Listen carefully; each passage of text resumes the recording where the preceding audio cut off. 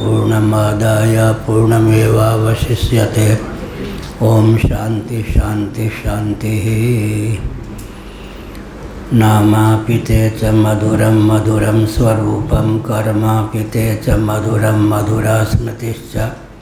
बुद्धिं प्रबोधय प्रभो मधुबोधशक्तिं विद्यां प्रयच्छ परमां परिभावयामि। कोमलं कूजयन् वेणुं श्यामलोऽयं कुमारकः वेदवेद्यं परं ब्रह्म भासतां हृदये मम। कूजन्तं राम रामेति मधुरं मधुराक्षरम् आरुह्य कविताशाखां वन्दे वाल्मीकिकोकिलं। निगमकल्पतरोर्गलितं फलं शुकमुखादमृतद्रवसंयुतं पिबत भागवतं रसमालयं। मुहुरहो रसिका भुवि भावुकाः तृणादपि सुनीचेन तरोरपि सहिष्णुना। अमानिना मानदेना कीर्तनीयः सदा हरिः। नारायणाखिलगुरो भगवन्नमस्ते शिवाय नमः। शिवलिंगाय नमः। तन्मे मनः शिवसंकल्पमस्तु। सर्वे भवन्तु सुखिनः। श्री राम जय राम जय जय राम। श्री राम जय राम जय जय राम। श्री राम जय राम जय जय राम। श्री राम जय राम जय जय राम। श्री राम जय राम जय जय राम। श्री राम जय राम जय जय राम। धर्म की अधर्म का प्राणियों में विश्व का गौ माता की गोहत्या भारत सर्वभूत हृदय धर्म सम्राट श्री स्वामी करपात्री जी महाराज की, श्री जगन्नाथ महाप्रभु की, श्री बलभद्र महाप्रभु की, भगवती सुभद्रा देवी की। हर हर महादेव। गोविंद जय जय गोपाल जय जय। गोविंद जय जय गोपाल जय जय। राधा रमण हरि गोविंद जय जय। राधा रमण हरि गोविंद जय जय। श्री कृष्ण गोविंद हरे मुरारे। श्री कृष्ण गोविंद हरे मुरारे। हे नाथ नारायण वासुदेव। हे नाथ नारायण वासुदेव। गोविंद जय जय गोपाल जय जय। गोविंद जय जय गोपाल जय जय। राधा रमण हरि गोविंद जय जय। राधा रमण हरि गोविंद जय जय। गोविंद जय जय गोपाल जय जय। गोविंद जय जय गोपाल जय जय। राधा रमण हरि गोविंद जय जय। राधा रमण हरि गोविंद जय जय। गोविंद जय जय गोपाल जय जय। गोविंद जय जय गोपाल जय जय। किवाड़ खोलने की जगह बचे। गोविंद जय जय गोपाल जय जय। गोविंद जय जय गोपाल जय जय। राधा रमण हरि गोविंद जय जय।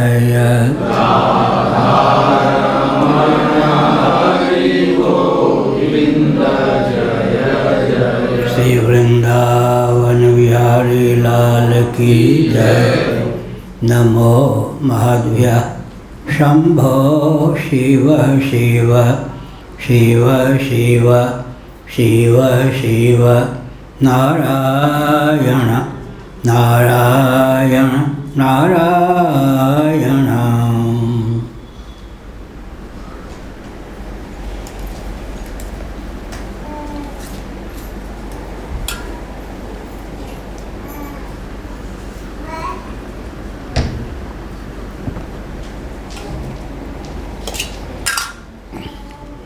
नारायण।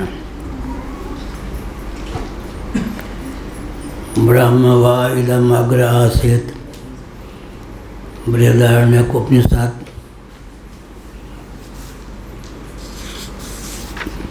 1:4-10। ब्रह्म वा इदम अग्र आसीत् तदात्मानमेवावेत्। वहीं से अहम ब्रह्मास्मि इति तस्मात् तत्सर्वम् अभवत्। तद्यो यो वे देवानां प्रत्यबुध्यत स एव तत् अभवत्।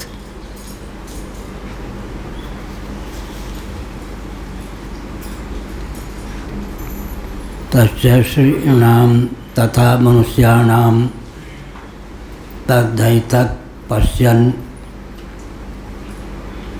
ऋषिर्वामदेवः प्रतिपेदेहं मनुरभव सूर्यश्च इति।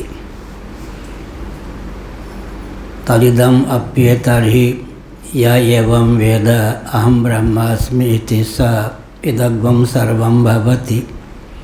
तस्य न देवाश्च नाम भूत्या ईशते। आत्मा ये साग्मं स भवति। अथ यो न्यां देवताम् उपास्ते अन्यो सावन्योऽहमस्मीति न तवेद।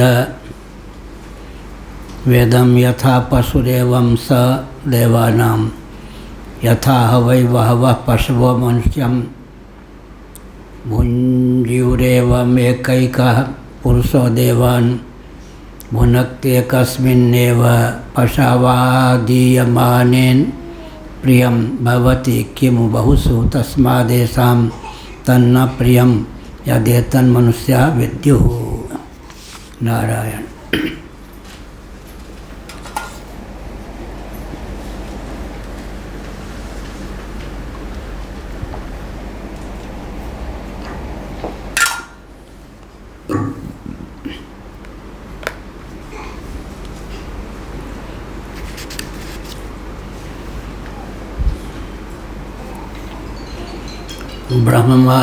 ब्रह्म वा इदम अग्रे आसीत्।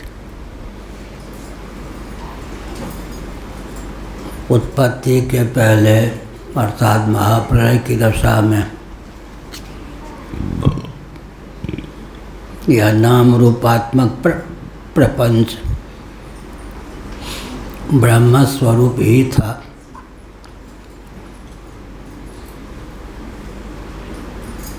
तदात्मानमेवावेत्।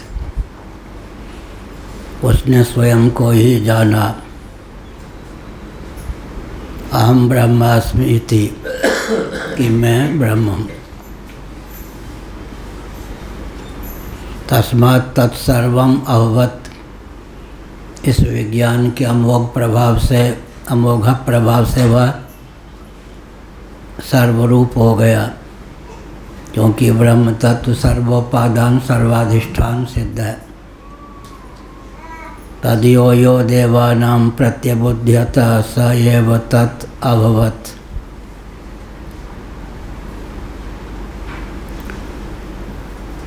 देवों में भी जिसने जाना वही तद्रूप हो गया। क्योंकि मौलिक स्वरूप सबका ब्रह्म ही है, अतः ब्रह्म को जानने वाला तद्रूप ही हो जाता है, अर्थात आत्मा की ब्रह्म रूपता का और ब्रह्म की आत्मरूपता का उसे अचंचल निश्चय प्राप्त हो जाता है।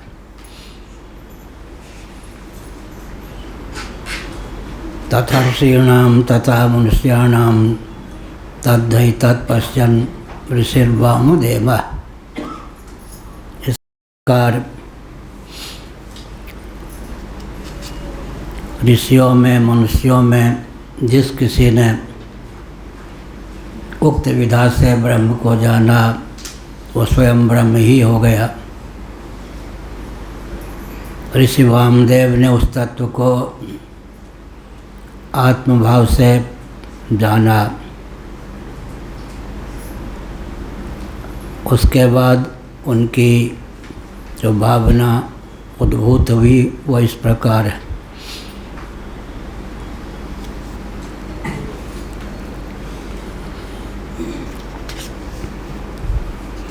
अहम मनु अभवा सूर्यश्च इति। मैं ब्रह्म हूँ, मैं ही मनु के रूप में भी उद्भासित हुआ, सूर्य के रूप में भी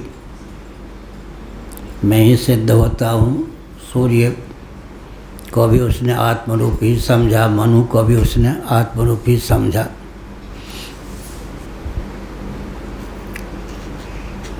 तदिदम अप्यतर्हि एवं वेदाहम ब्रह्मास्मि इति स इदम सर्वम भवति। आजकल भी कोई इस प्रकार जानता है कि मैं ब्रह्म हूँ, इस विज्ञान के प्रभाव से वह सर्वोपादान सर्वाधिष्ठान सर्वरूप ही हो जाता है, अर्थात पहले से ही जो सर्वरूपता उसकी है वह विज्ञान मात्र से स्फुरित हो जाती है। नारायण विराजय।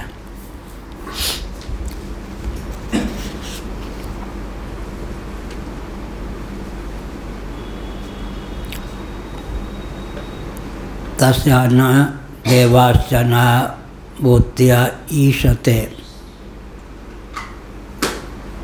ऐसा जो तत्ववेत्ता है उसे पराजित करने में द्योतनशील देवता भी समर्थ नहीं होते। औरों की तो बात क्या है, बिना युद्ध के ही वह सर्वविजयी हो जाता है। जो अपने को सर्वाक्रांत सर्वातीत और सर्वरूप समझता है उसे पराजित करने में, उसके अपकर्ष में कोई भी समर्थ नहीं होते, चाहे वो देवता ही क्यों न हो।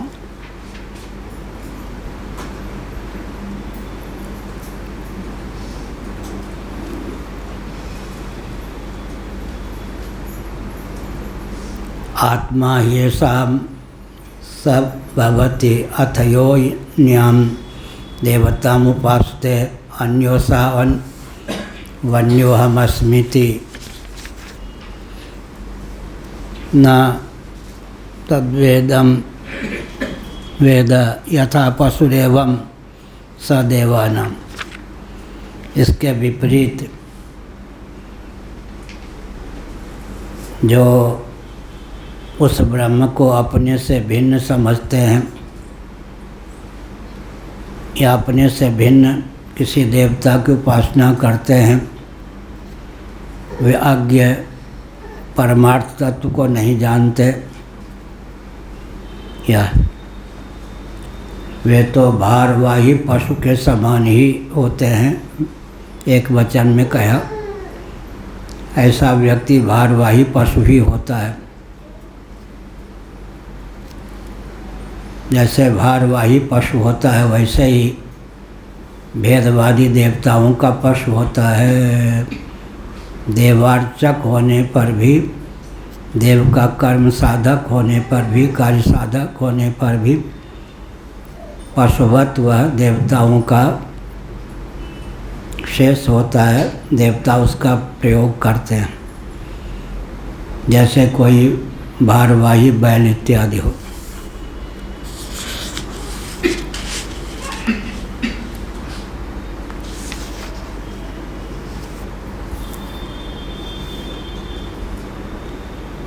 यथा हवै वहवा पशवो मनुष्यम भुंजियो एवमेकैकः पुरुषो देवान् भुनक्ति कस्मिन्नेव पशावादीय माने प्रियं भवति किमु बहुषु तस्मादेषां तन्न प्रियं यदेतत् मनुष्या विद्युः। पशु जीविका प्रदान करने वाला जो उसका स्वामी होता है उसके भार का वहन करता है, उपयोगी सामग्री को ढोता रहता है। ऐसे ही भेद बुद्धि पूर्वक हम जिस देवता के निमित्त अवश्य अन्न प्रदान करते हैं,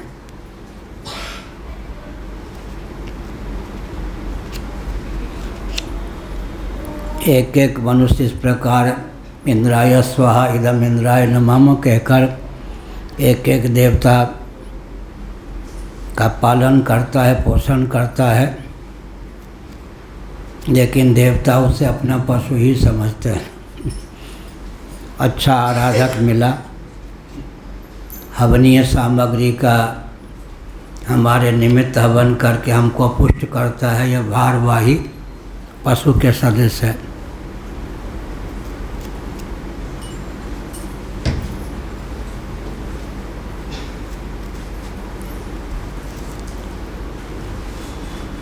अगर कोई व्यक्ति पशु को पालता है,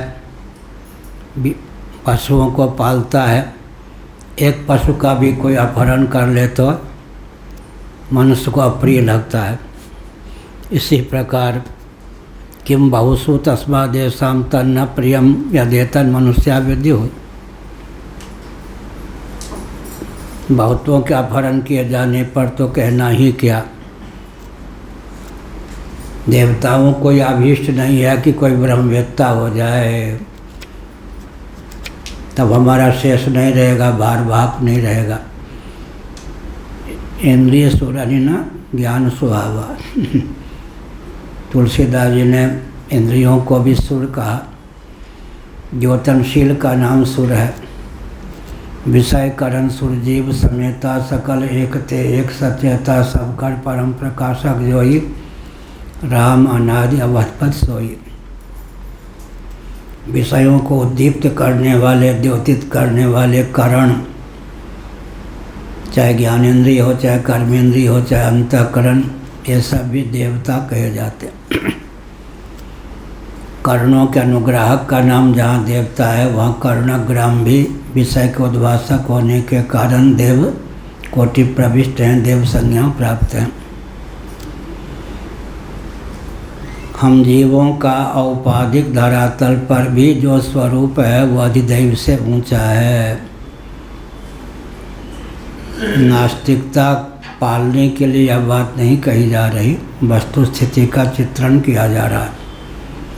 विषय करण सुर जीव समेता। कोई जीव ही वेदादि शास्त्र सम्मत कर्मोपासना का आलम्बन लेकर कालांतर में इंद्रादि देव पद को प्राप्त करता है। औपाधिक धरातल पर भी जीव का स्थान देवताओं से उत्कृष्ट है।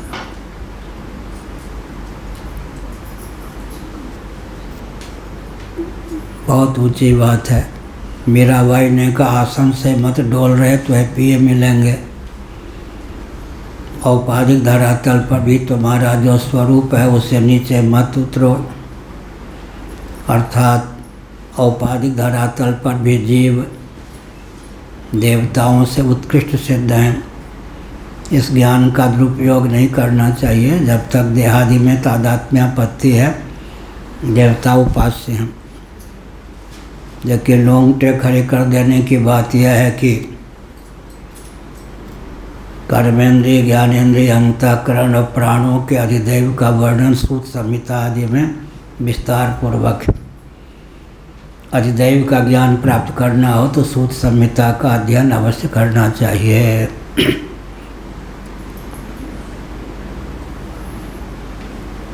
तो हम संकेत ही करते हैं, कोई दुरुपयोग न करे ज्ञान का। मन के देवता कौन है? चंद्रमा। बुद्धि के देवता ब्रह्मा। चित्त के देवता क्षेत्रज्ञ, दूसरे शब्दों में वासुदेव। अहम के देवता रुद्र शिव।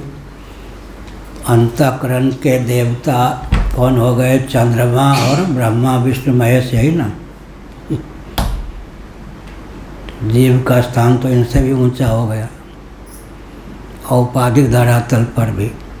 अब भक्ति की दृष्टि से कहेंगे लीला पूर्वक ये कर्णग्राम के अनुग्राहक के रूप में स्वयं को द्योतित करते हैं, नास्तिकता न फले।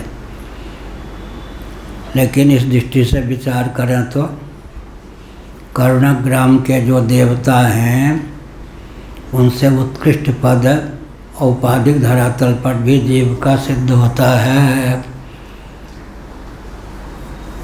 हाथ के देवता इंद्र हैं या नहीं? पाँव के देवता वामन भगवान हैं।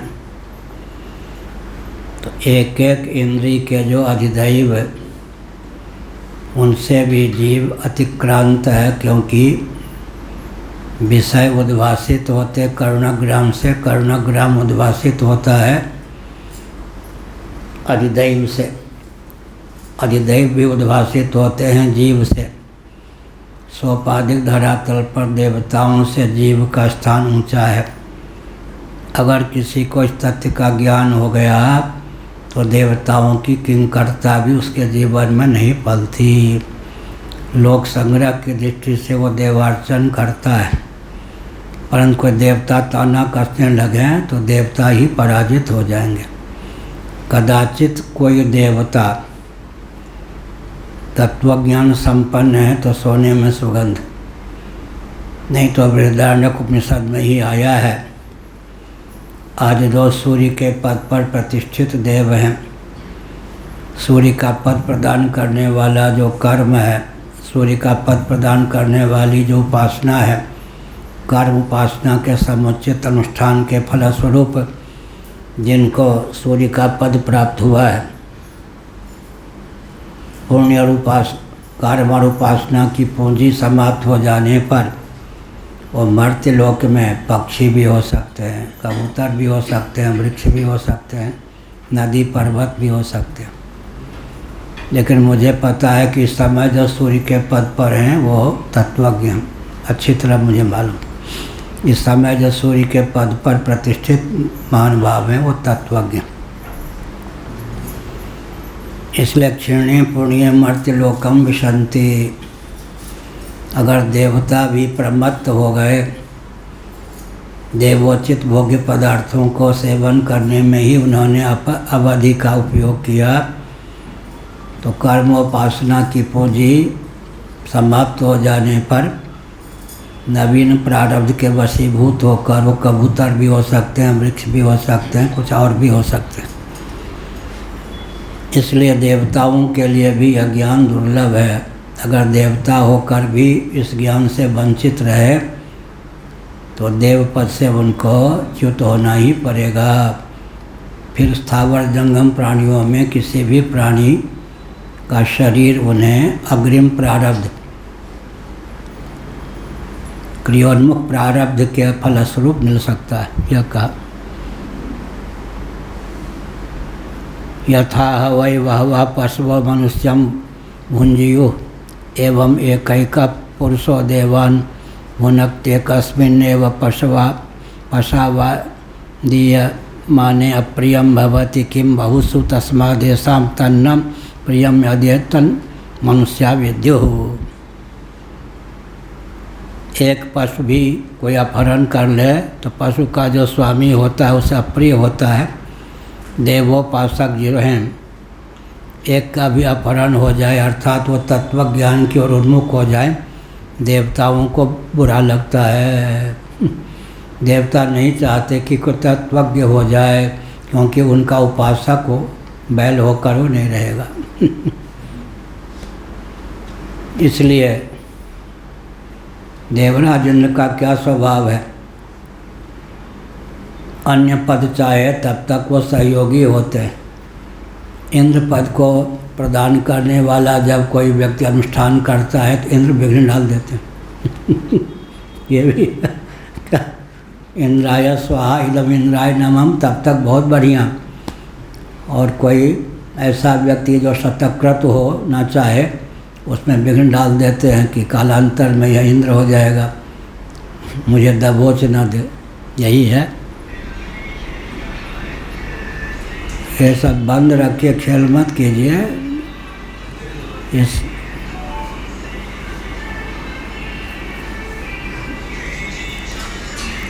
अब पार्लियामेंट में भी जाते हैं, प्रधानमंत्री आदि से मिलने जाते, कई बार चेकिंग होती।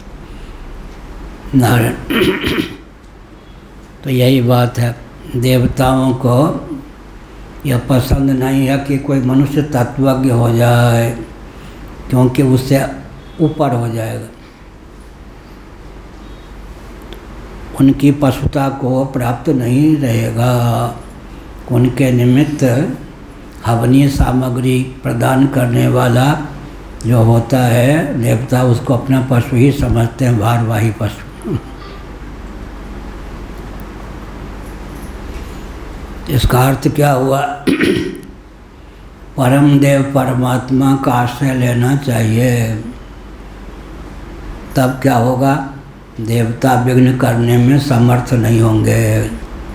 परम देव परमात्मा का आश्रय लेगा व्यक्ति, तो इस ज्ञान मार्ग पर चलने पर देवता जो विघ्न डालते हैं, कहीं मुझसे ऊपर न हो जाए, अतिक्रांत न हो जाए, मुझे आहार प्रदान करने वाला या कहीं मुझसे भी ऊपर न हो चला जाए, या मेरा शेष होकर मेरा यजमान विद्यमान रहे, कहीं वो मुझे ही शेष न बना ले, स्वयं ही शेषी न हो जाए।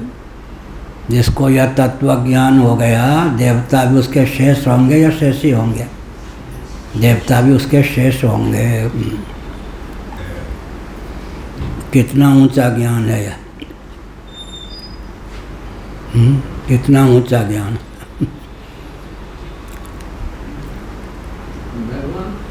कौन पूछ रहे हैं? विष्णु भगवान और शिव जी, इनको तो देवताओं की कोट से ऊपर परम देव की कोट में। मैंने पहले ही कहा ना, परमात्मा तत्व जो परम देव हैं वो लीला पूर्वक करुणग्राम के भी देवता होते हैं। अभी हमने बताया चित्त के देवता कौन है? विष्णु भगवान है या नहीं? मन के देवता कौन है? चंद्रमा है या नहीं? बुद्धि के देवता कौन है? ब्रह्मा है या नहीं? अहम के देवता कौन है? शिव हैं या नहीं? करुणग्राम के देवता भी, अंतःकरण के देवता भी चंद्रमा, ब्रह्मा, विष्णु, महेश हैं। तो भक्ति प्रस्थान में यूँ कहना चाहिए, अनुग्रह पूर्वक वे क्या जीव से अति उत्कृष्ट होने पर भी, उत्कृष्ट होने पर भी करुणग्राम के उद्भाषक बन जाते हैं। अग्निर्वाग भूतवा, इस दृष्टि से यह है। हम लोग परम आस्तिक हैं ना, वेदांत के नाम पर देवाराधन से किसी को विमुक्त थोड़े करते। लेकिन भागवत का एक वचन है, न सूरयो हि व्यवहार में नम तत्वावमर्शे न सा मनंती। रघुगण को जब भरत जी ने उपदेश दिया, न सूरयो हि व्यवहार में नम तत्वावमर्शे न सा मनंती।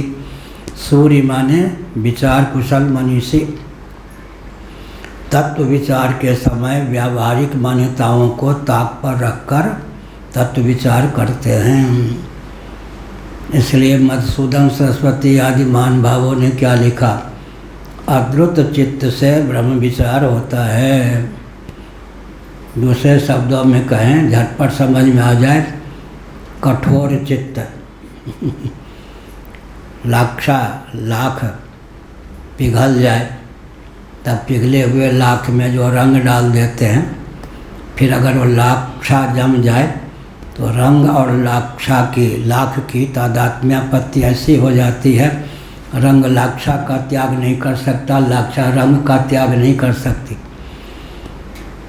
यह है। लेकिन यहाँ पर न सूरयो ही व्यवहार में नम, अगर कोई देवता स्वयं को देवता ही समझते हैं तो मनुष्यादि जो मनुष्य बुद्धि संपन्न है उनके आराध्य उपास्य होने पर भी जिस व्यक्ति को इस प्रकार का तत्व ज्ञान है देवता उसको नमस्कार ही करते हैं। वो देवताओं को नमस्कार करता है, लोक संग्रह में कोई विकृति ना आवे, लेकिन स्थान की दृष्टि से देवता से ऊंचा स्थान हो गया। विषय करण सुरजीव समेता सकल एकते एक सचेता सबकर परम प्रकाशक जोई राम अनादि अवधपत सोई। हम बहुत संभल के बात करते हैं ताकि कोई नया व्यक्ति इस तत्व ज्ञान के नाम पर नास्तिक न हो जाए। देवता देव पितर सब पेट भीतर की कहावत न चिरताट कर। लेकिन तत्व विचार है ना, अद्रुत चित्त से, निष्ठुर चित्त से। क्या कोयला भी कार्बन है, हीरा भी कार्बन है, दोनों ही पार्थिव हैं। अब तत्व विचार के समय तो हीरा और कोयला को पार्थिव कहा ही जाएगा। अपने स्थान पर कोयला कोयला है, हीरा हीरा है, हीरा भी पार्थिव है या नहीं। इसलिए हमने कहा हीरे का स्थान अब बहुत ऊंचा है, कोयले का स्थान बहुत ऊंचा है, लेकिन कोयले का कार्बन का ही परिष्कृत स्वरूप हीरा है या नहीं। अब तत्व विचार के समय तो कोयला हीरा इन सब को पार्थिव सिद्ध किया ही जाएगा। क्या सामान्य वृक्ष और कल्प वृक्ष, वृक्ष के दृष्टि से तो दोनों ही वृक्ष माने ही जाएंगे। यह है। अब जीव के से मनुष्य के दृष्टि से पंडित और मूर्ख हो, मनुष्य तो दोनों ही माना जाएगा। इसलिए तत्व विचार के समय निष्ठुरता चाहिए चित्त में। अद्रुत चित्त से तत्व विचार होता है। निष्ठुर निष्ठुर। अब न्यायाधीश इत्यादि अगर रिश्तेदार नातेदार देखने लगे तो न्याय कर सकते हैं क्या? नहीं कर सकते। इसलिए जो उच्च कोटि के न्यायाधीश होते हैं, जैसे हमारे जज स्वामी थे हाई कोर्ट दिल्ली के जस्टिस, उनके पास कोई धार्मिक संस्था रामकृष्ण मिशन आदि का केस आता, वो लिख देते चीफ जस्टिस को, धार्मिक संस्थानों के प्रति मेरा लगाव है, मैं बेईमानी कर सकता हूँ, पक्ष ले सकता हूँ, इसलिए मुझे यह केस न सौंपा जाए। ये न्याय पसंद है, लेकिन धार्मिक संस्थानों के प्रति मैं बचपन से जुड़ा हूँ, मेरा लगाव है, अतः यह केस किसी और को सौंपा जाए, नहीं तो मुझसे अन्याय की संभावना। यह है सच्ची घटना। बिपिन चंद्र मिश्र जी जब जस्टिस थे तब ऐसा लिख के दे देते थे चीफ जस्टिस को। यह हुआ। किम बहुसु तस्मादेशाम तन्न प्रियम यदेतद मनुष्या विद्यु। इसलिए इन देवताओं को यह बिल्कुल पसंद नहीं है कि कोई इस ब्रह्म विद्या को प्राप्त कर उनसे भी अतिक्रांत हो जाए, अर्थात उस तत्व की अपेक्षा वे न्यून सिद्ध हो जाएं। इसलिए निश्चित समय तक देवता अनुग्रह करते हैं, बाद में देवता विघ्न डालने लगते हैं अगर कोई ब्रह्म विद्या की ओर चलता है तो वहाँ पर फिर परम देव ही अनुग्राहक बन जाते हैं। इसलिए परम देव का आश्रय लेकर ही व्यक्ति ब्रह्म परिमार्गण में प्रवृत्त हो सकता है।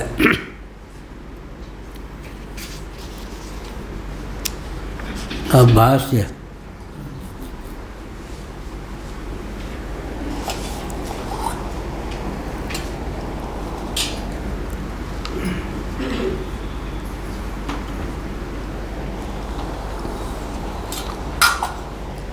यह सब जो ज्ञान है बहुत उत्कृष्ट है। देवता का नाम सुन के भी हम लोग हाथ जोड़ते हैं। अब अगर देवराज इंद्र भी आँख दिखाने लगे तो उन्हीं को मुँह की खानी पड़ेगी, वो भी हम ज्ञान जानते हैं। क्या 62 साल पहले दिल्ली में था, दिव्या कॉलेज में हायर सेकेंडरी स्कूल का विद्यार्थी 1000 गायत्री मंत्र रोज जपता था। ध्यानावस्था में भगवान सूर्य ने एक ही वाक्य में तत्व ज्ञान भी दिया, तत्वनिष्ठा भी दी। 62 साल पहले दिल्ली की बात। तो इस जीवन में इससे पहले तो मिला ही नहीं होगा। तत्व ज्ञान मुझको सीधे भगवान सूर्य से प्राप्त, और इसी मठ में गणित का विज्ञान भगवान सूर्य से प्राप्त है, जो 1 लाख पृष्ठों की नई सामग्री मस्तिष्क में है। लगभग 2000-3000 पृष्ठों की सामग्री ही अभी कागज़ पर ग्रंथ के रूप में आ सकी।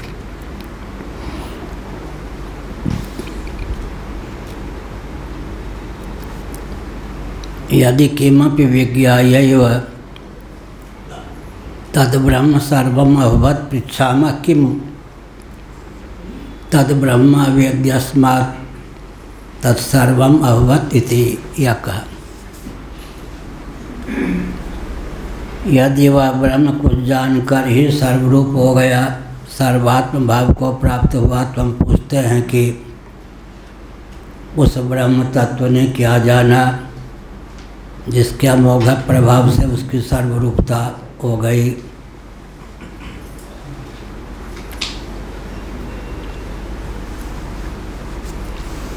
एवं नोदिते सर्वदोषानागंधितं प्रतिवचनमाह ब्रह्म परम सर्व भावस्य साध्यत्वोपपत्तेः यह कहा।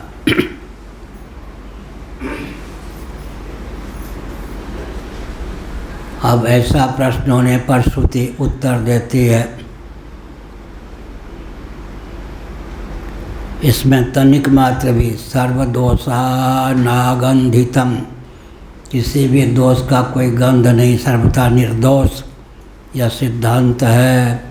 कोई भी दोष इस सिद्धांत को स्पर्श करने में समर्थ नहीं है। ब्रह्मा परम सर्वभावस्य साध्यत्वोपपत्तेः यह कहा। दूसरी टिप्पणी हिरण्यगर्भ, अपर ब्रह्म जो हिरण्यगर्भ है, हिरण्यगर्भ संवर्तता अग्रे भूतस्य योनि पतिरेक आसीत। एक अपर ब्रह्म होता है, दूसरा पर ब्रह्म होता है। कार्य ब्रह्म, कारण ब्रह्म, कार्य कारणातीत पर ब्रह्म। वैश्वानर कार्य ब्रह्म है, हिरण्यगर्भ कार्य ब्रह्म है, प्रागेश्वर कारण ब्रह्म है, कार्य कारणातीत पर ब्रह्म निरुपाधिक सच्चिदानंद स्वरूप ही सिद्ध है। समष्टि विश्व की वैश्वानर रूपता, समष्टि तेजस की हिरण्यगर्भ रूपता, समष्टि प्राज्ञ की ईश्वर रूपता, समष्टि तुरीय कूटस्थ की ब्रह्म रूपता सिद्ध होती है। मांडुक्य उपनिषद का अनुशीलन करने पर यह रहस्य समझ में आता है।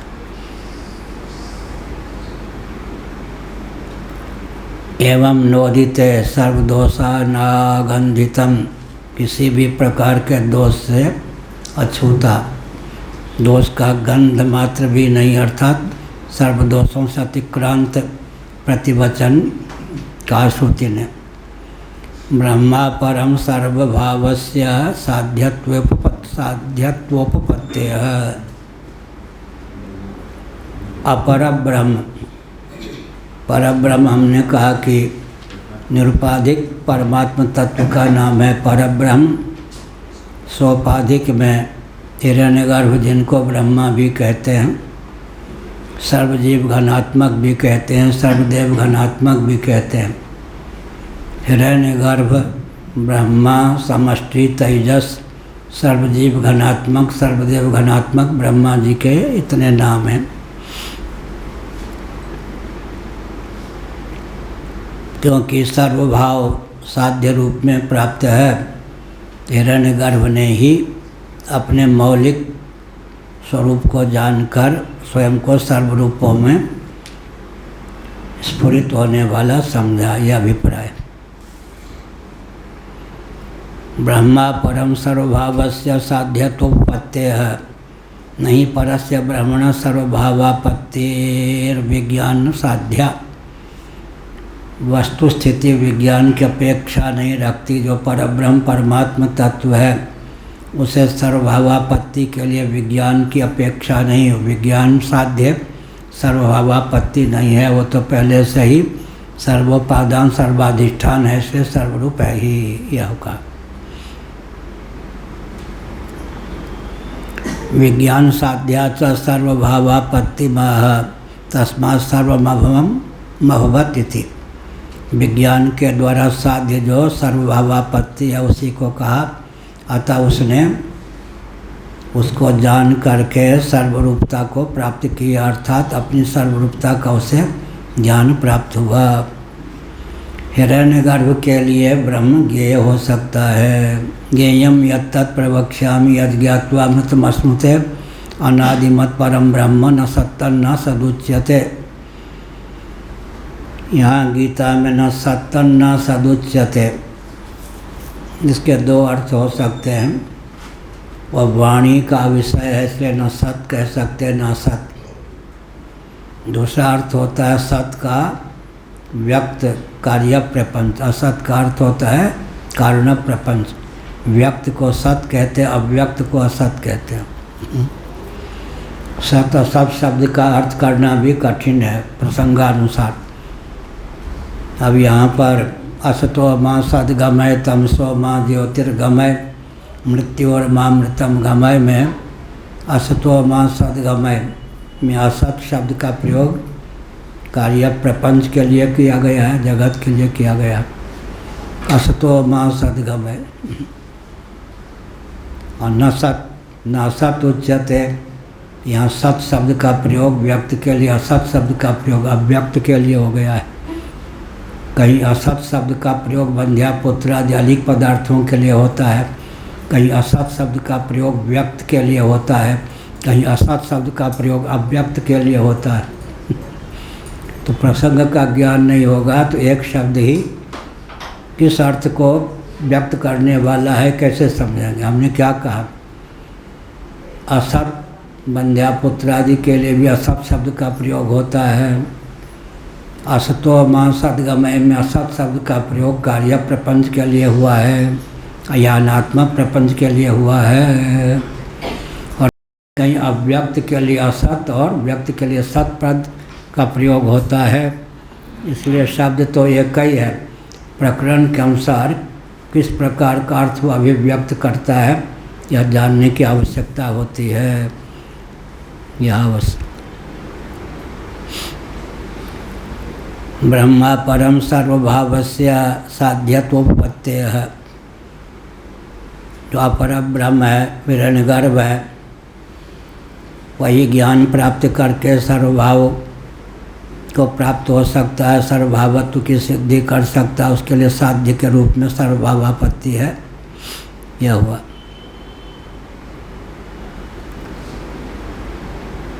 विज्ञान साध्याम च सर्वभावापत्ति माह तस्मात् सर्वम अहवत इति। तस्मात् ब्रह्मवाइदम अग्रे आसीत इत्यपरम ब्रह्मेह भवितुम अर्हति। जबकि बात ऐसी है इसलिए यह है तस्मात् ब्रह्मवाइदम अग्रे आसीत। इदम अग्रे नाम रूपात्मा प्रपंच, अग्रे माने महाप्रलय की दशा में ब्रह्म ही था। यह तस्मात् ब्रह्मवाइदम अग्रे आसीत इति अपरम ब्रह्मेह भवितुम अर्हति। इससे सिद्ध होता है कि अपर ब्रह्म का ही प्रकरण में वर्णन किया गया है, क्योंकि सर्वभाव की सिद्धि विज्ञान साध्य है।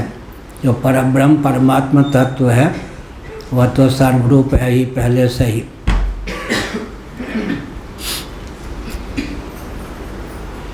यह हुआ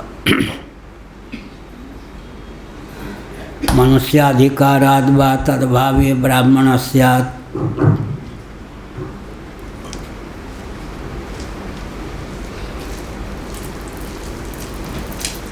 मनुष्याधिकाराद् वा तद्भावे ब्राह्मण स्यात्। यह हुआ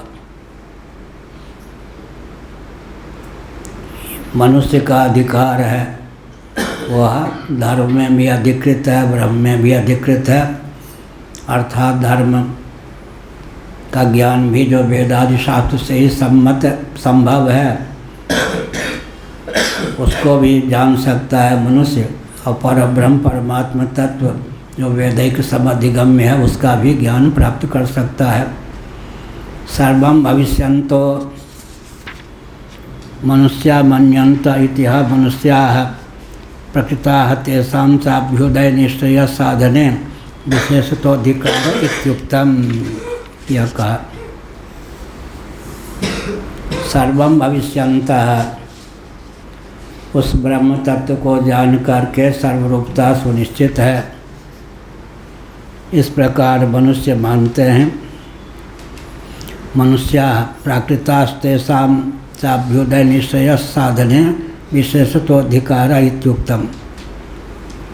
मनुष्य जो है अभ्युदय निश्चय दोनों में विशेष रूप से अधिकृत है। यह तो अभ्युदय निश्चय सिद्धि सधर्मः, मनुष्य के जीवन में वह प्रज्ञा शक्ति प्राण शक्ति प्राप्त है कि मनुष्य चाहे तो भोग्य पदार्थों को भी अर्जित कर सकता है, भगवत तत्व में भी मनोनिवेश कर सकता है। अभ्युदय का अर्थ होता है लौकिक पारलौकिक उत्कर्ष, निश्चयस का अर्थ होता है मोक्ष।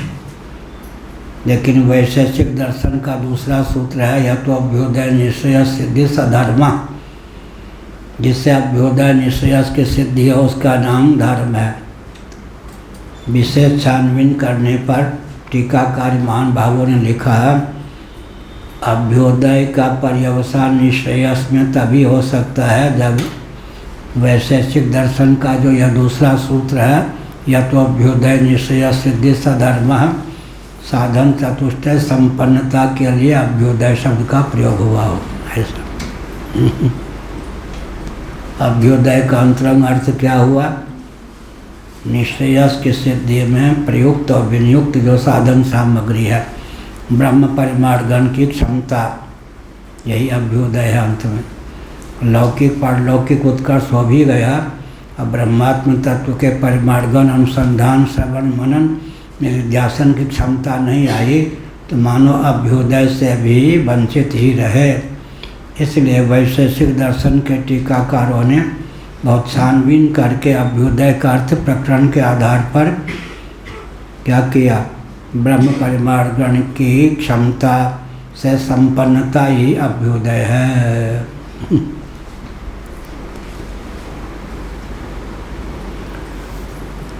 हमारे आपके जीवन में यह जो स्थूल शरीर है, कई बार पहले कह चुके, इसकी क्या विशेषता है?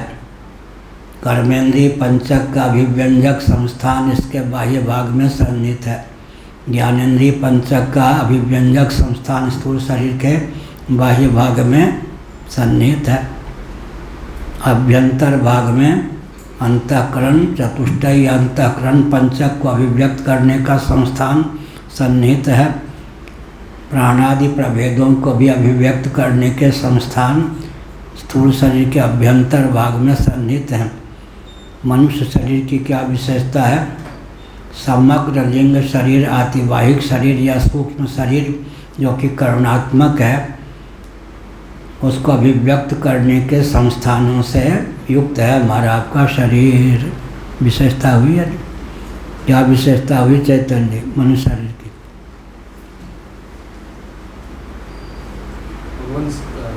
सभी कर्मेंद्रिय ज्ञानेंद्रिय और प्राण और अंतःकरण के अभिव्यंजक संस्थान मनुष्य शरीर के बाह्य अभ्यंतर सन्निहित।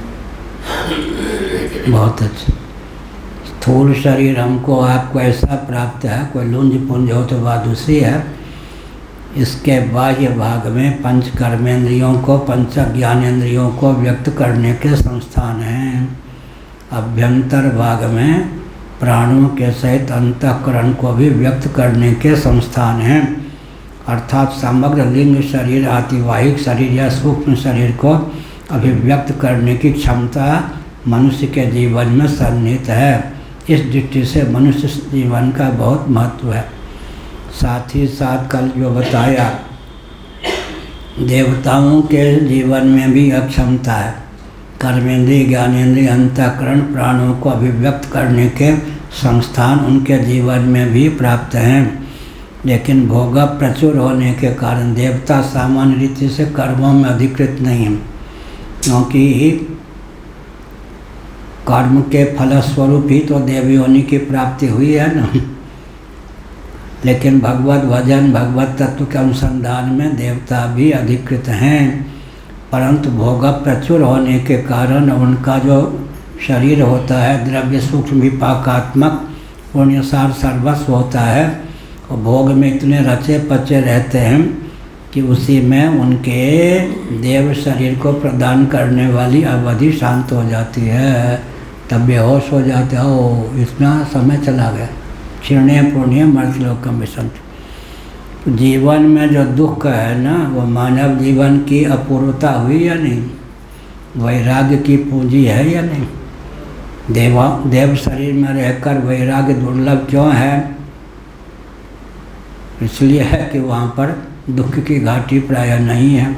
यहाँ तो दुख पर दुख है, तो वैराग्य की घाटी मानव जीवन में संभव है। इसलिए कहा मनुष्य अभ्युदय निश्रेयस दोनों में अधिकृत है, चाहे तो अपवर्ग के लिए भी अपने जीवन का उपयोग विनियोग कर सकता है, और भोग भोगने की क्षमता भी है, भोग्य पदार्थों को समर्जित करने की क्षमता भी है।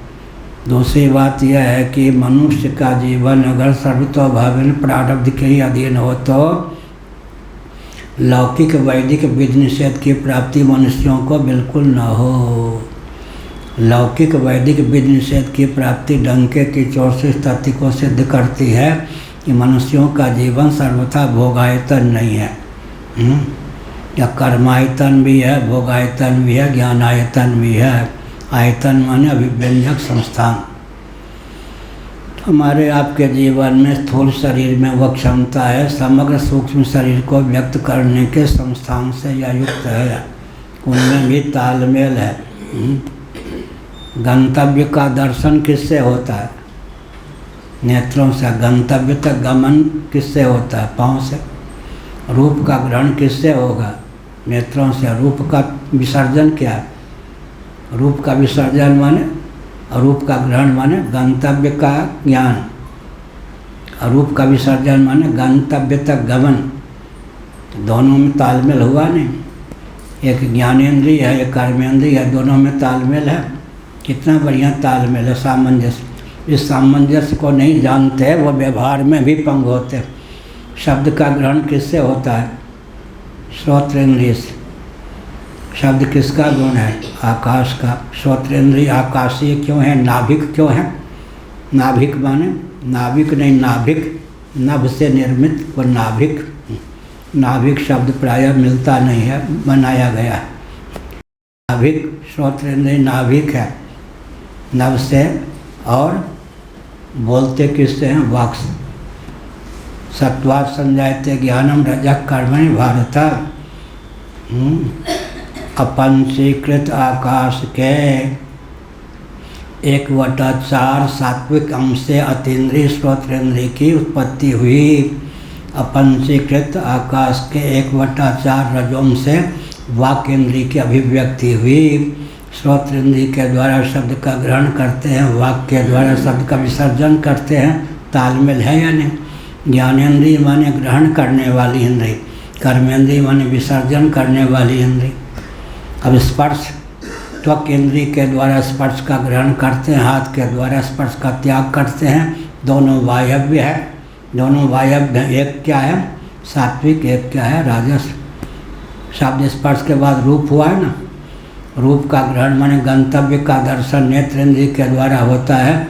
गंतव्य तक गमन पाँव इंद्रिय के द्वारा होता है। नेत्र सात्विक है और पाँव राजस है।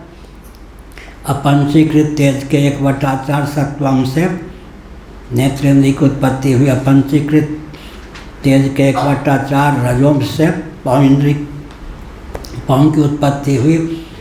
तो रूप का ग्रहण जिससे हुआ, गंतव्य का दर्शन जिससे हुआ वो ज्ञानेंद्रिय, गंतव्य तक गमन जिसके द्वारा हुआ वह कर्मेंद्रिय।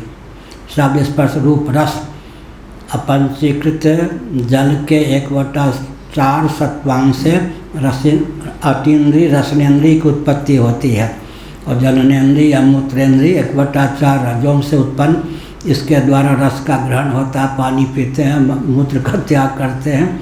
कर्मेंद्रिय के द्वारा त्याग के लिए कर्मेंद्रिय है, ग्रहण के लिए ज्ञानेन्द्रिय है। और गंध अपंचीकृत पृथ्वी के 1/4 सत्वांश से अतीन्द्रिय नासिका घ्राणेन्द्रिय की उत्पत्ति हुई और अपंचीकृत पृथ्वी के 1/4 रजों से गोदा की गंध का ग्रहण यहाँ से होता है, अपान वायु का त्याग वहाँ से होता है। तालमेल है या नहीं? ज्ञानेन्द्रिय और कर्मेंद्रिय में तालमेल न हो तो जीवन में बीमारी हो या ना? कितना सामंजस्य। सत्वा संजायते ज्ञानम रजः कर्मणि भारतम। ज्ञानेन्द्रियाँ जो हैं सात्विक परिणाम हैं और कर्मेंद्रियाँ जो हैं राजस परिणाम हैं। ज्ञानेन्द्रियों के द्वारा शब्द स्पर्श रूप रस गंध का ग्रहण होता है, कर्मेंद्रियों के द्वारा शब्द स्पर्श रूप रस गंध का विसर्जन होता है। या और अंतःकरण क्या है? श्रीमद्भागवत 11 स्कंध अध्याय 23 लिख लीजिए। श्रीमद्भागवत 11 स्कंध अध्याय 23 अंतःकरण को ज्ञान कर्म भयात्मक माना गया है। तितिक्षु ब्राह्मण का इतिहास भिक्षु गीतम। श्रीमद्भागवत 11 स्कंध अध्याय 23 भिक्षु गीतम में अंतःकरण को ज्ञान कर्म उभयात्मक माना गया है। अब तालमेल देखिए, इससे परिवार चलाने समाज चलाने का भी विज्ञान प्राप्त होता है। इंद्रिय द्वार के बिना, इंद्रियों के सहयोग के बिना अंतःकरण की बाह्य जगत में पहुँच नहीं है। मन बुद्धि चित्त अहंकार बिना इंद्रिय का सहयोग लिए बाह्य जगत में पहुँच जाए संभव नहीं। अमनस्क दशा में इंद्रियों के द्वारा विषय का विज्ञान या त्याग हो जाए, संभव नहीं। अंतःकरण को इंद्रियों की अपेक्षा, इंद्रियों को अंतःकरण की अपेक्षा हुई या नहीं?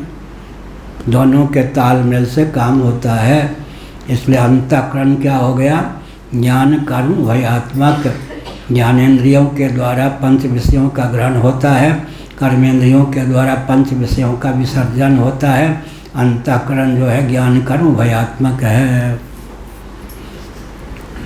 इसलिए जो समष्टि है, अपंचीकृत पंच महाभूतों के समष्टि सत्वांश से 3/4 सत्वांश से अंतःकरण की संरचना होती।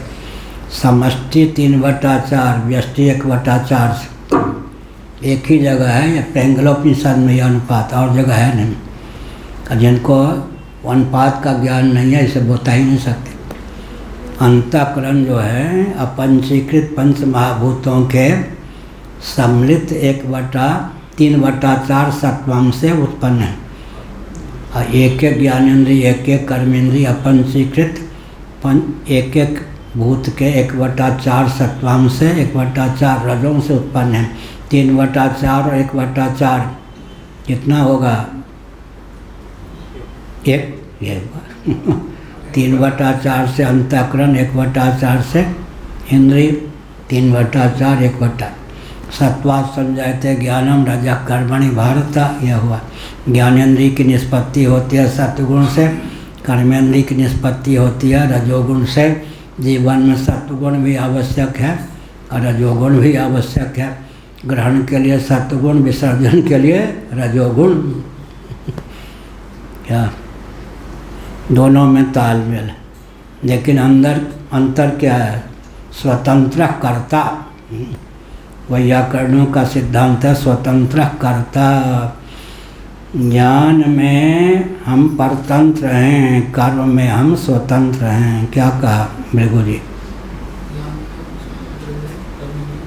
कोई छींक मार दे, हम सुनना चाहें या सुनना चाहें, छींक सुनने के लिए बाध्य।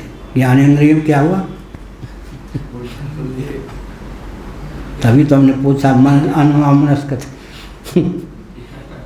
ज्ञान में हम स्वतंत्र हैं, कर्म में परतंत्र हैं, स्वतंत्र कर्ता। कोई छींक मार दे अनिच्छन्न पे सुनने के लिए बाध्य हैं, भले यात्रा पर हों। छींक मार दे। सुनने के लिए बात है, बोलने में बराबर नहीं, जो बोलना चाहिए वही। इसलिए कर्मेंद्रियों पर हमारा नियंत्रण है, ज्ञानेंद्रियों पर नियंत्रण नहीं है। कोई छींक ही मार दे, हम सुनना चाहें न सुनना चाहें, कान अगर ठीक है सुनने के लिए बाध्य होंगे।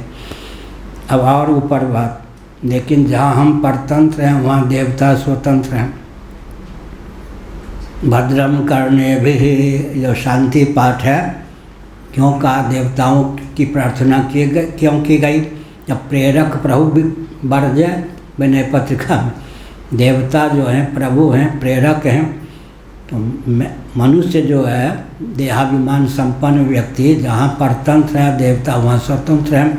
इसलिए भद्रम करने भी शांति पाठ का अभिप्राय क्या है? स्वतंत्र कर्ता, कर्म करने में हम स्वतंत्र हैं अपेक्षाकृत, लेकिन ज्ञान में हम स्वतंत्र नहीं हैं। ज्ञान तो हो ही जाएगा। अनिच्छन्नप भी न सुनना चाहें छींक कोई मार दे, हम न सुनना चाहें गाली कोई गाली दे ही दे, कान ठीक कर सुनेंगे ही। हम प्रशंसा न सुनना चाहें कोई प्रशंसा कर ही दे, कान ठीक कर सुनेंगे ही। इसलिए कहा स्वतंत्र कर्ता। लेकिन देवताओं से प्रार्थना क्यों करते हैं? भद्रम करने भी, जहाँ मनुष्य देहतादात्म्यपन मनुष्य असमर्थ है, देवता वहाँ पर समर्थ हैं, क्योंकि देवता इंद्रियों के नियामक हैं, प्रेरक प्रभु हैं। इसलिए देवताओं से प्रार्थना करते हैं आपके अनुग्रह से हम भद्र श्रवण करें। देवरह भद्र शब्द का प्रयोग बहुत करते थे। भद्र जीव, भद्रम करने भी, कानों के द्वारा भद्र श्रवण हो, आँखों के द्वारा भद्र रूप का दर्शन हो, यह सब। अब पूछिए।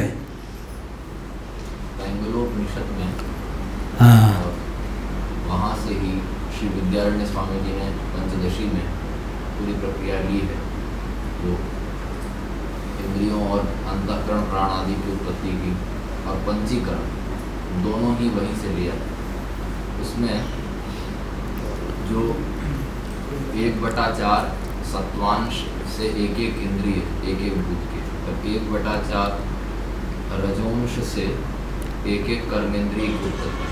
उसके बाद 3/4 समष्टि अपंचीकृत पंचभूतों के सम्मिलित सत्वांश से अंतःकरण, अपंचीकृत और अपंचीकृत पंचभूतों के सम्मिलित 3/4 रजोंश से प्राणों की उत्पत्ति। यहाँ पर ये जो इंद्रियों की उत्पत्ति की जो प्रक्रिया बनाई और पंचीकरण की जो प्रक्रिया है, इस दोनों में अपंचीकृत पंचभूतों का पंचीकृत होकर के स्थूलत्व को प्राप्त होना। इसमें एक बात ध्यान में ये आई थी, क्या है कि इसमें रजोंश का एक भाग 5 में बांट के और समष्टि में बांट करके, और 5 कर्मेंद्रियों को बांट कर और प्राण को बांट कर सत्वगुण और रजोगुण का तो पूरा हिस्सा पूरा कर दिया।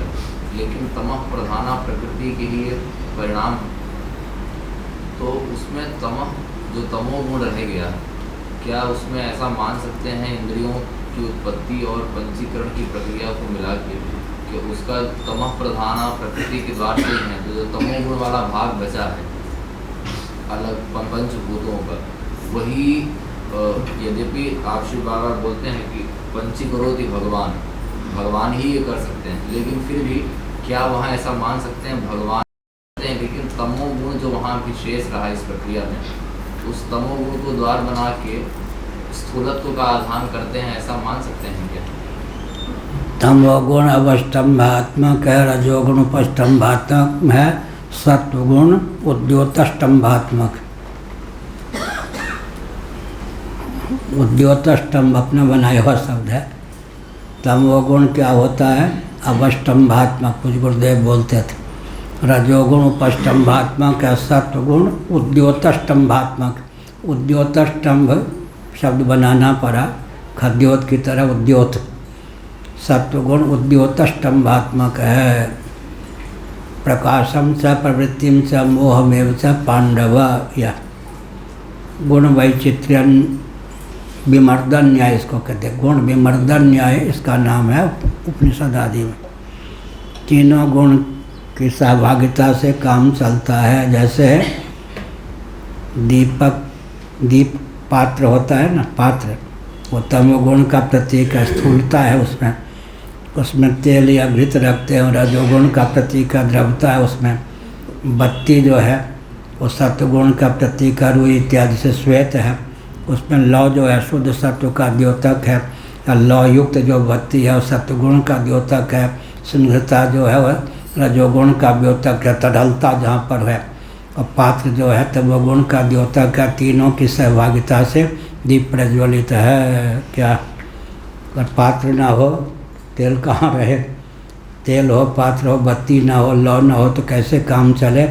इसलिए गुण विमर्दन न्याय गीता के 14वें अध्याय में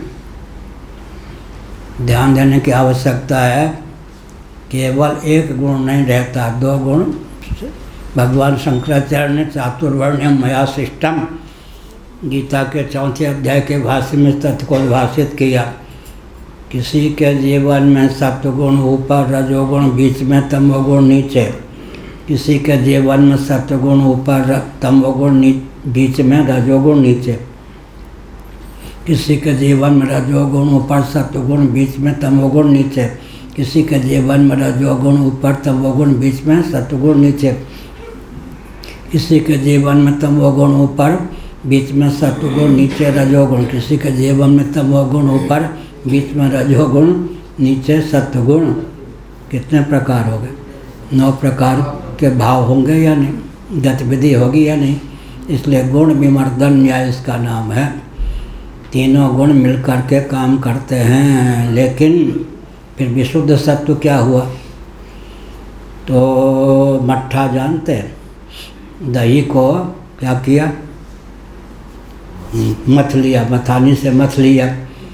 अब वो क्या हो गया? मक्खन ऊपर आ गया। कोई काम लग गया, 5-7 मिनट के लिए बाहर चले गए। अब डर नहीं है कि मक्खन कहीं दही ना हो जाए।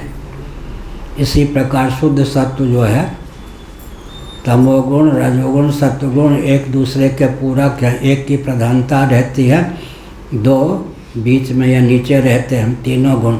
लेकिन विशुद्ध सत्व जो है मक्खन के समान, जिसके जीवन में विशुद्ध सत्व गुण मंथन से प्रकट हो जाता है, उसको फिर चिंता नहीं रहती है कि कहीं फिर वो ना हो जाए, दही ना बन जाए ऐसा। इसलिए गुणों का ठीक से ज्ञान प्राप्त करना हो, गीता के 14वें अध्याय में की अपेक्षा स्पष्टीकरण वक्ता श्री कृष्ण ही हैं। उद्धव जी के प्रति जो भगवान श्री कृष्ण का उपदेश है 11 स्कंध में, वहाँ 4 विभाग किया गया। तो गीता के 14वें अध्याय में मलिन सत्वगुण और शुद्ध सत्वगुण की विभाजक रेखा नहीं। तत्व सत्वम निर्मलत्वात् प्रकाशक मनामयम सुख संज्ञेन बधनाति ज्ञान संज्ञेन चानघा। लेकिन भगवत गीता में जैसे 14वें अध्याय में शुद्ध सत्वगुण और सत्वगुण, मलिन सत्वगुण की विभाजक रेखा नहीं है।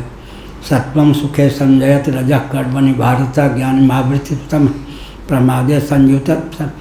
लेकिन श्रीमद् भागवत में 32 वर्ष बाद, यानी कि ज्ञान में वृद्धि हो गई भगवान।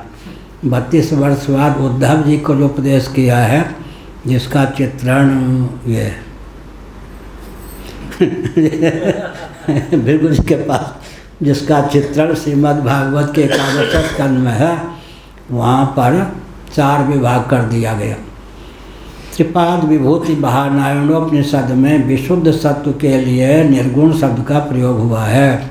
इसलिए यह भी एक आवश्यक है कि श्रीमद् भागवत के 11 स्कंध में तामस, राजस, सात्विक और निर्गुण 4 विभाग का वर्णन किया गया। वह निर्गुण शब्द सचमुच में निर्गुण का द्योतक नहीं है। त्रिपाद विभूति महानारायणोपनिषद में विशुद्ध सत्व के लिए भी निर्गुण शब्द का प्रयोग किया गया है। क्या कहा? कहिए पंडित जी, पृष्ठ पलट रहे थे। त्रिपाद विभूति महानारायणोपनिषद में विशुद्ध सत्व गुण के लिए निर्गुण शब्द का प्रयोग हुआ है। इसलिए श्रीमद् भागवत के एकादश स्कंद में उद्धव जी का जो अर्जुन के प्रति उद्धव जी के प्रति श्री कृष्ण का उपदेश है, उसमें 4 विभाग हैं, यज्ञ दान आदि के, तप आदि के। जैसे निकेतन, भगवान ने कहा मेरा निकेत जो है निर्गुण है, यहाँ देवस्थान है। वन में वास सात्विक है, ये सब सात्विक वास, राजस वास, तामस वास, निर्गुण वास। और निर्गुण क्या हुआ? निर्गुण तो एकमात्र ब्रह्म तत्व है। वास कहाँ से? भवन आदि निर्गुण। तो निर्गुण शब्द का प्रयोग वहाँ पर विशुद्ध सत्व के अर्थ में हुआ है। ये बात कहाँ से मिली? त्रिपाद विभूति महानारायणोपनिषद में विशुद्ध सत्य के लिए निर्गुण शब्द का प्रयोग किया गया है। उदाहरण क्या होगा? उपजत अनत, अनत छविल ही। मरुदगण की उत्पत्ति किसके पेट से हुई? क्या पता, हुई होगी, अपने को क्या मतलब। मरुदगण की उत्पत्ति दिति, आदिति, कौन कह रहे? दिति। अनुगमन किसका किया? उपजत अनत, अनत छविल ही।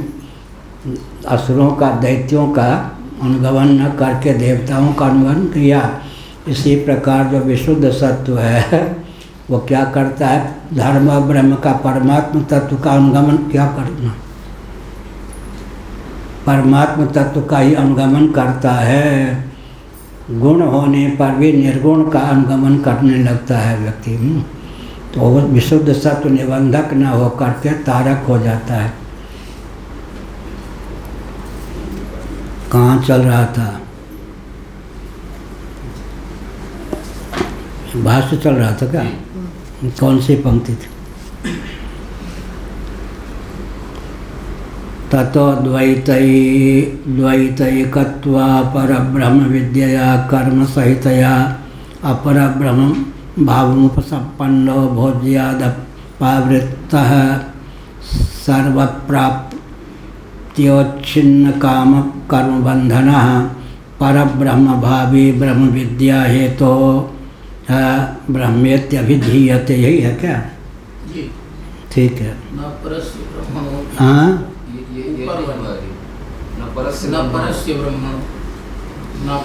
कौन सा पृष्ठ है? अच्छा, उसी पर एक पंक्ति। हाँ, न परस्य ब्रह्मणो न प्यापरस्य प्रजापते, यह हुआ।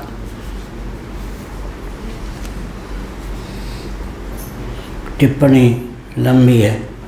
ननु परापर ब्रह्मयोः अन्यतर ग्रहणम यह कुतो न स्यात् तयोरपि मनुष्य शब्द प्रयोग संभवात्। पुरुष शब्द प्रयोगवत, प्रयागवत जो लिखा वो प्रयोगवत कर दें टिप्पणी में। अतः नेति परस्य अपरस्य वा ज्ञानानर्थित्वाद् अप्रकृतत्वात् च नात्र ग्रहणम् इति भावः। किंच तद्यो यो देवानाम् इत्यादिना सर्वेषाम् अविशेषतः पुरुषार्थ हेतुतया ब्रह्मविद्योक्ता नहीं हिरण्यगर्भादि मात्रस्य तथा च वाक्यशेषादेव ब्रह्मशब्दो न तद्वाचित्यपि द्रष्टव्यम्। यहाँ हिरण्यगर्भ का प्रकरण न मानकर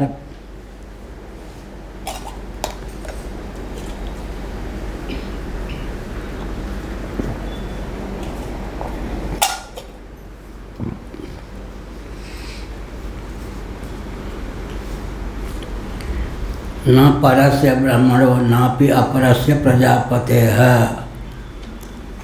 परब्रह्म और अपरब्रह्म कौन हो गया? हिरण्यगर्भ। परब्रह्म माने तुरीय कूटस्थ परमात्मा तत्व जो कि सच्चिदानंद स्वरूप है, या अपरब्रह्म का नाम है हिरण्यगर्भ। अब प्रश्न उठता है कि हिरण्यगर्भ और परब्रह्म के बीच में भी कोई तत्व है या नहीं? ईश्वर कहाँ जाएगा? ईश्वर तो होगा ही विद्योपाधिक। तो यहाँ पर अपर ब्रह्म का अर्थ हुआ हिरण्यगर्भ का नहीं, तो किसका?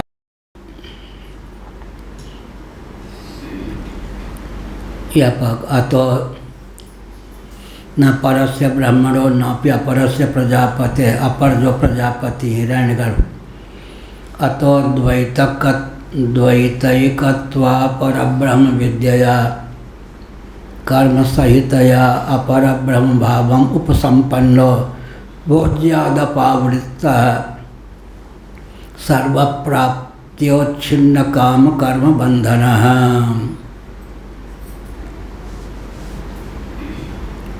कर्म सहित द्वैतैकत्व रूप अपर ब्रह्म विद्या द्वारा अपर ब्रह्म भाव को प्राप्त हुआ। यह हुआ जो भोगों से निवृत्त होता है, सर्वकर्म फल की प्राप्ति होने से जिसके काम और कर्म बंधन सर्वथा उच्छिन्न हो गए हैं, वह पर ब्रह्म को प्राप्त होने वाला मनुष्य ब्रह्म विद्या रूप हेतु से ब्रह्म शब्द से कहा जाता है।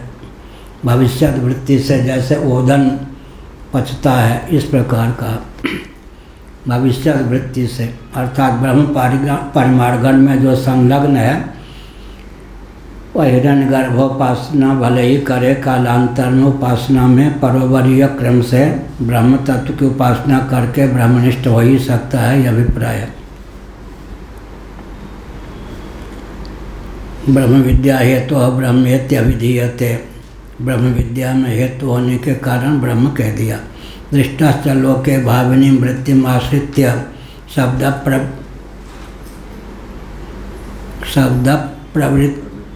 शब्द प्रयोगो यथोदनम पचति, भविष्यत गति से, माने अभी तो साधन कर रहा है, भविष्यत गति से कहते हैं ओदनम पचति, भात पकाता है, अभी तो भात बना ही नहीं है, तो भविष्यत गति से भी प्रयोग हो जाता है इसे।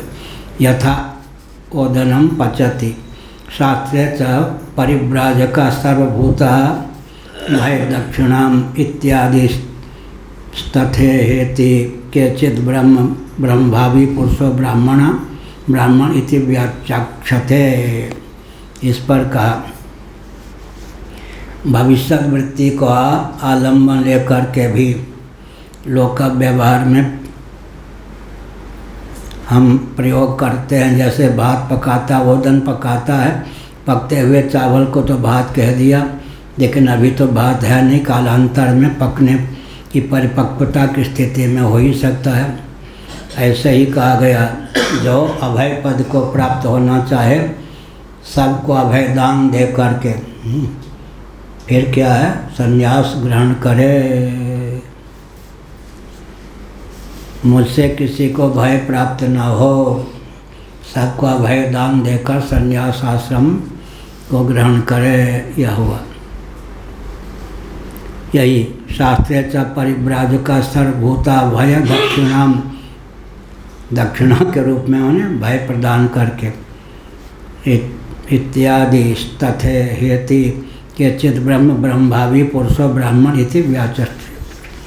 जिसने अपने को अभी ब्रह्म नहीं जाना है लेकिन ब्रह्म जिज्ञासु है, कालांतर में उसको ब्रह्म तत्व का विज्ञान होगा तो अनात्म वस्तुओं से विविक्त गुणमय भावों से अतीत अपनी ब्रह्म रूपता के अधिगम से वह ब्रह्म हो जाएगा। ब्रह्म तो पहले से ही है, लेकिन अनात्म वस्तुओं के अनुरूप आत्म मान्यता का त्याग ही अपेक्षित है।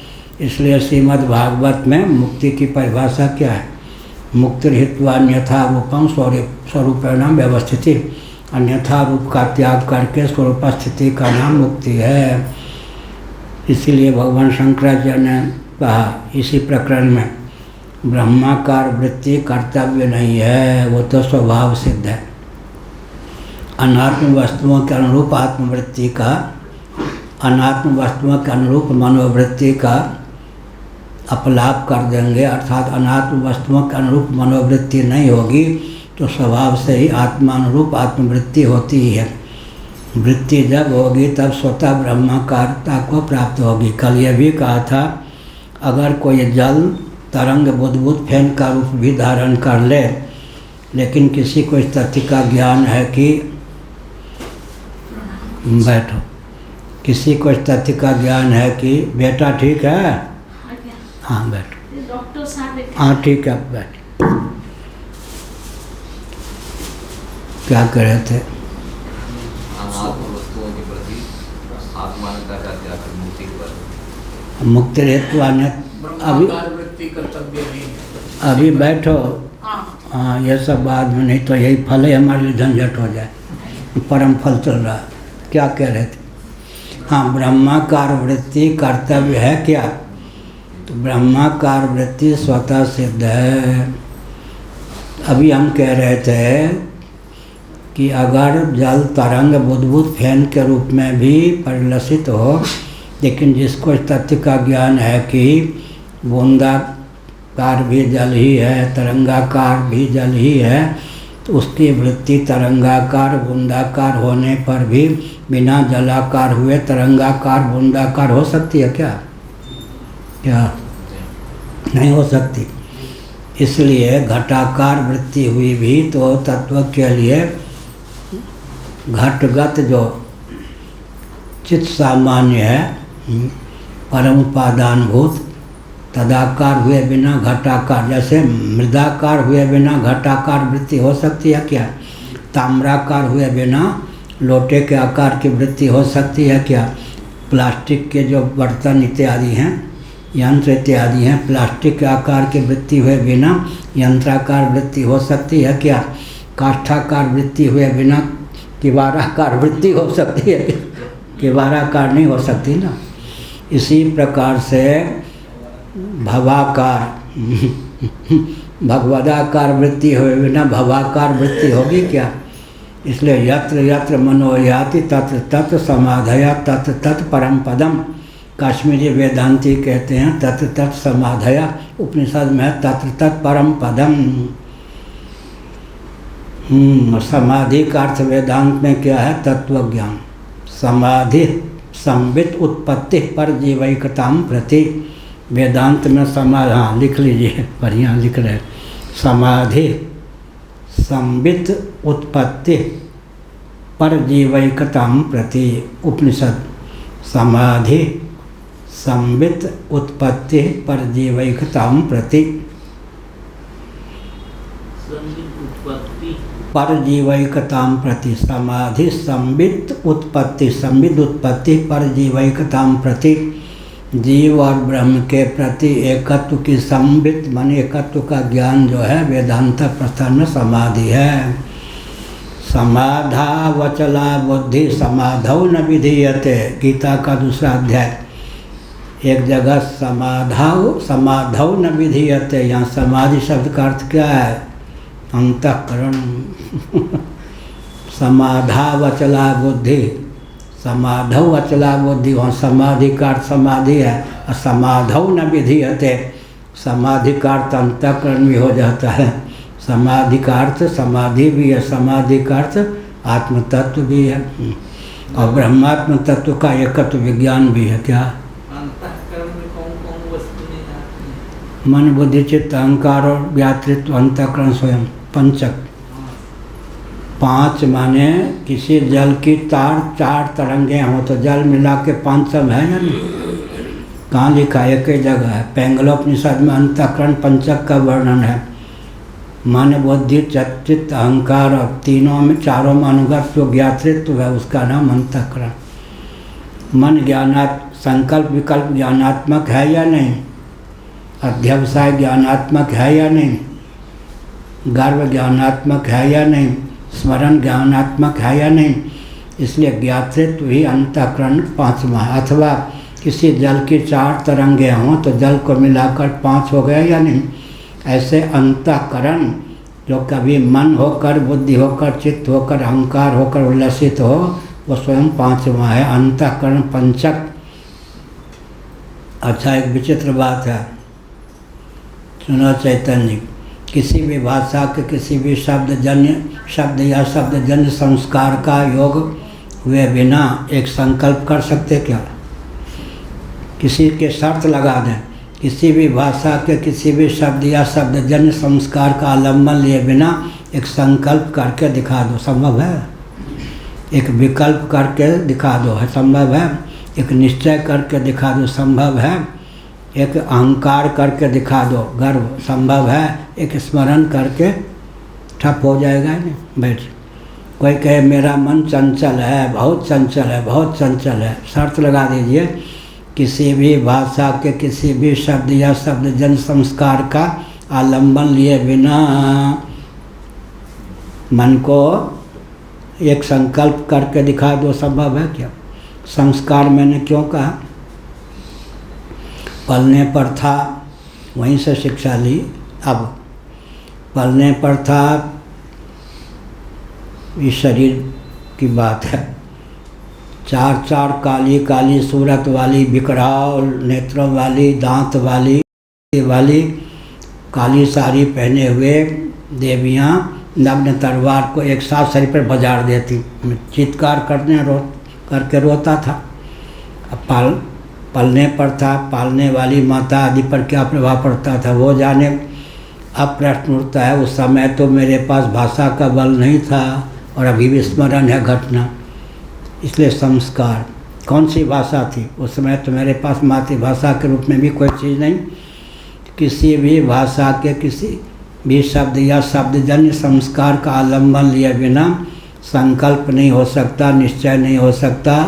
इसीलिए शब्दालंबन विहीन ज्ञान का अर्थ होता है आत्मा, शब्दालंबन युक्त ज्ञान का अर्थ होता है अंतःकरण। अंतःकरण को आत्मा और आत्मा को अंतःकरण करने की क्षमता क्या होगी पंडित जी? पाठ में पंडित जी, बाकी प्रफुल्ल जी। ये पुस्तक तो खुली हुई है, जब भी चल ही रहा है। इनका जब पाठ के समय होता है समय बाहर नहीं मिलता, बहुत व्यस्त रहते हैं क्या हुआ कि शब्द युक्त जो ज्ञान है उसी का नाम तो अंतःकरण है, और शब्द विहीन जो ज्ञान है उसी का नाम आत्मा है।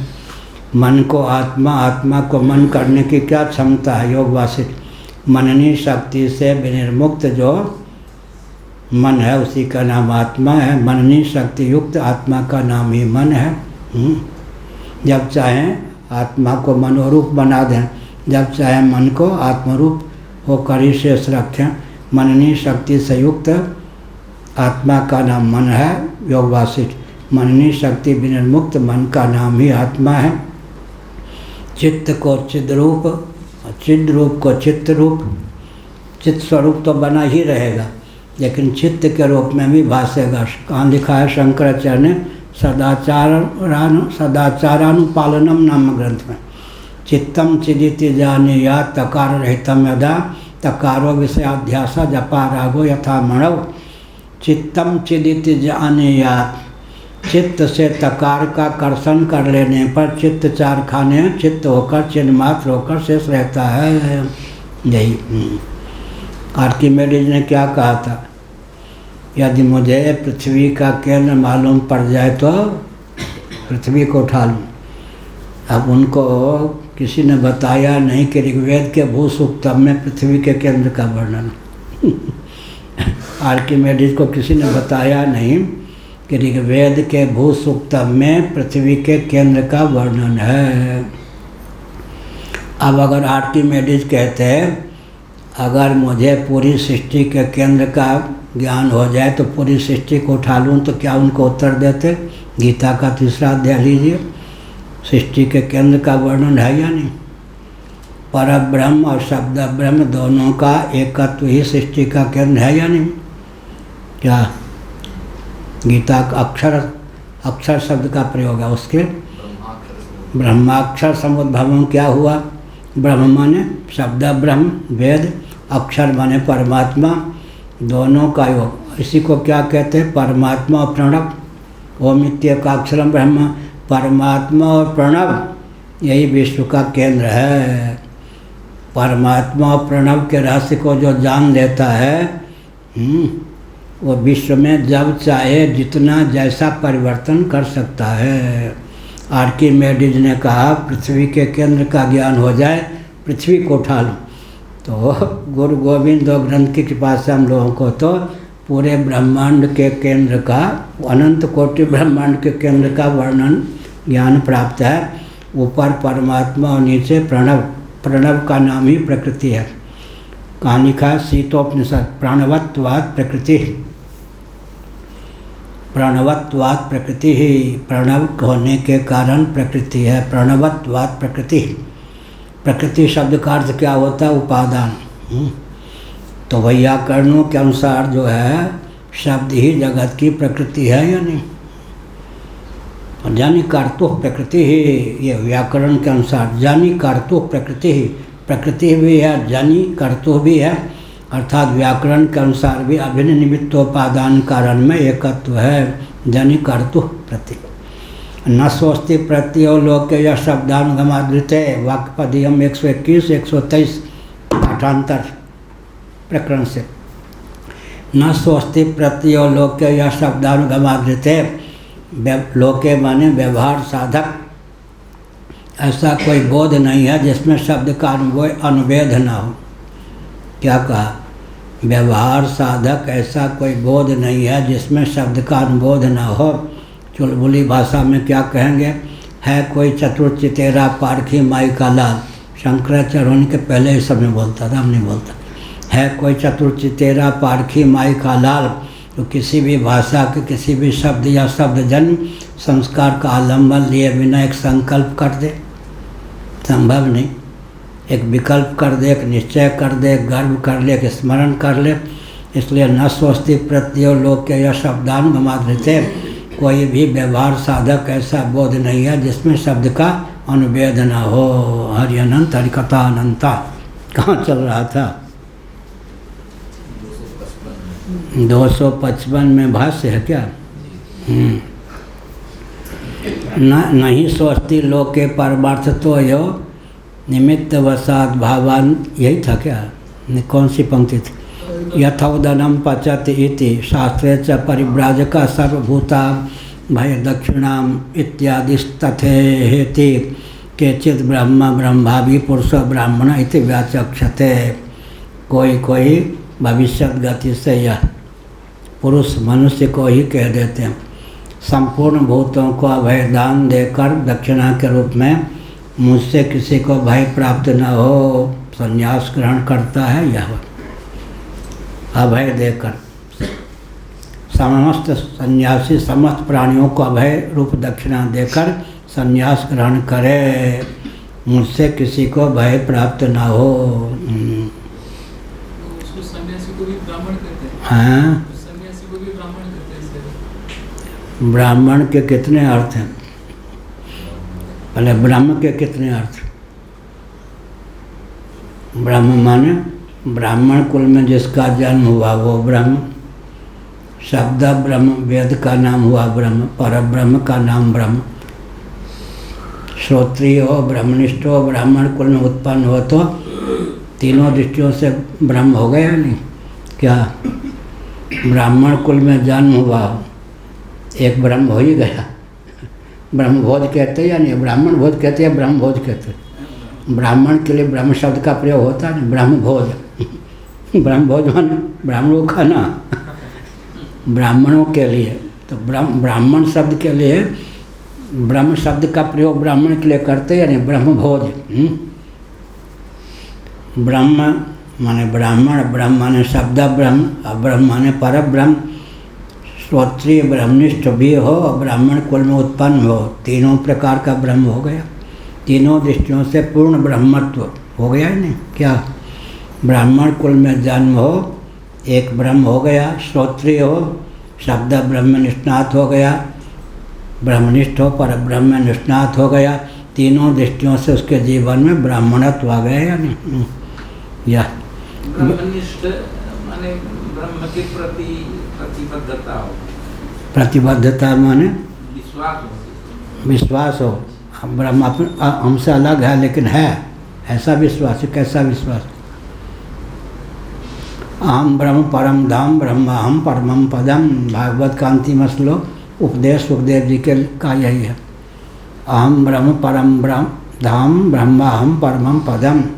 उलट पलट कपि लंका जारी कूदी परा पुनि पुंज सिंधु मझारी। क्या होगा? दार्शनिक धरातल पर इसका अर्थ अहम ब्रह्म परम धाम अब ब्रह्माहम परमम पदम उलट पुलट कपि लंका जारी कूद परा पुन सिंधु व्यचार। सिंध कूद परा क्यों? पूंछ की आग भी बुता दी, चरम वृत्ति भी रह जाएगी तो भी नहीं। स्वपर विरोधिनी श्रीमद् भागवत क्या श्री रामानुजाचार्य जी ने आक्षेप किया, अरे वेदांतियों, तुम तो अद्वैत के पक्षधर हो, चरम वृत्ति रह जाएगी तो वृत्ति भी आत्मा को सद्बुद्धि करेगी या नहीं? एक ही उल्लू पर्याप्त है, कहते हैं ना। अब हम लोग उर्दू नहीं बोलते, हम बाघ को उजाड़ने के लिए एक ही उल्लू पर्याप्त है। रामानुजाचार्य ने कहा, अद्वैत अद्वैत रटते हो, चरम वृत्ति भी रह गई तो द्वैत का दान करेगी या नहीं? इसका उत्तर श्रीमद् भागवत तृतीय स्कंद आदि में है या नहीं? स्वपर विरोध, अग्नि क्या है? आग क्या है? स्वपर विरोधनी है या नहीं? दाह्य काष्ठ को खा करके आग स्वयं भी शांत हो जाती है, तृतीय स्कंद भागवत में। अच्छा, और क्या है? निर्मली बूटी जलनिष्ठ मालिन्य को दूर करके स्वयं ही बैठ जाती है। और क्या है? भामतिकार ने लिखा, पहला पिया हुआ दूध फिर से दूध पी ले तो पहले दूध को पचा के स्वयं भी पच जाए। ये पाय एक पाय जो है, पूर्व पाय जो है, दूसरे ऊपर से पाय और पी लें, पाय का पान करने पाया पानम भुजंगा ना, तो पूर्व वाले को दबा दे। ये सब क्या है? स्वपर विरोधिनी। इसलिए यहाँ पर चरम वृत्ति जो है द्वैत का दान नहीं कर सकती, क्योंकि स्वपर विरोधिनी होती है। जैसे कि भागवत में कहा गया, दाह्य काष्ठ को खा करके आग जो है स्वयं भी शांत हो जाती है। जैसे अग्नि स्वपर विरोधिनी है, आग स्वपर विरोधिनी, ऐसे ही वेदांतियों के यहाँ जो चरम वृत्ति है वो भी द्वैत का दान नहीं कर सकती। तो फिर अगर जीवन में फिर वृत्ति उदेगी या नहीं? बाधित होकर भी यावत जीवन विभावित होती रहेगी। एक बार जो है वो चरम वृत्ति शांत हो जाती, उस समय बिल्कुल आत्म तत्व ही सर्वथा अद्वितीय होकर शेष रहता है। लेकिन जब तक अंतिम सांस है तब तक वो वृत्ति बाधित होकर शांत होकर फिर उदित हो जाती है। उस वृत्ति के बल पर जीवन मुक्ति के विलक्षण आनंद की अभिव्यक्ति और अनुभूति तत्वज्ञों को होती रहती है। ये सब पहले अब सब समाप्त हो गया, बिहार घाट ये सब में और हरिद्वार के वन में महात्मा लोग रहते थे, ये सब चर्चाएं बहुत चलती थी। चरम वृत्ति क्या है, स्वपर विरोधिनी है या नहीं, वो सब अब समाप्त है। पठन पाठन का क्रम ही बिगड़ गया। न ही स्वस्ति लोक के परमार्थ तो यो निमित्त कहाँ था? हाँ, यथोदनम पचयति इति शास्त्रे च परिव्राजक सर्वभूता भय दक्षिणाम इत्यादि तथेति केचित् ब्रह्मभावी पुरुषो ब्राह्मण इति व्याचक्षते। कोई इस प्रकार के व्याख्यान करते हैं। कौन कहते हैं? भर्ती प्रपंच इत्यादि। भर्ती प्रपंच का मत है यह, उनके मत का यहाँ निराकरण शंकराचार्य ने किया। तन्ना उससे कह के उनका निराकरण किया। ब्रह्मभावी पुरुषो ब्राह्मण, भविष्यत गति से जो व्यक्ति ब्रह्म को जानकर ब्रह्म होगा उसी के लिए कहा। भर्ती प्रपंच ने इस प्रकार का मत व्यक्त किया है। शंकराचार्य महाराज उनके मत का निराकरण करते हैं। तन्ना सर्वभावापत्य अनित्यत्व दोषात्, इससे पहले सर्वभाव की सिद्धि नहीं थी, इसके बाद में सर्वभाव की प्राप्ति हो जाएगी। सर्वभावापत्ति आगंतुक होने के कारण अनित्य सिद्ध होगी, इसलिए उनका मत समीचीन नहीं। स्वामी जी कह रहे शंकर भाष्य के पहले भी कोई वृत्ति या भाष्य इसके माने था? अभी तो कह दिया ना, भारतीय प्रपंच का नहीं था तो खंडन कैसे किया? भारतीय प्रपंच का नाम ही ले लिया ना, पहले पुराना मत। हाँ हाँ,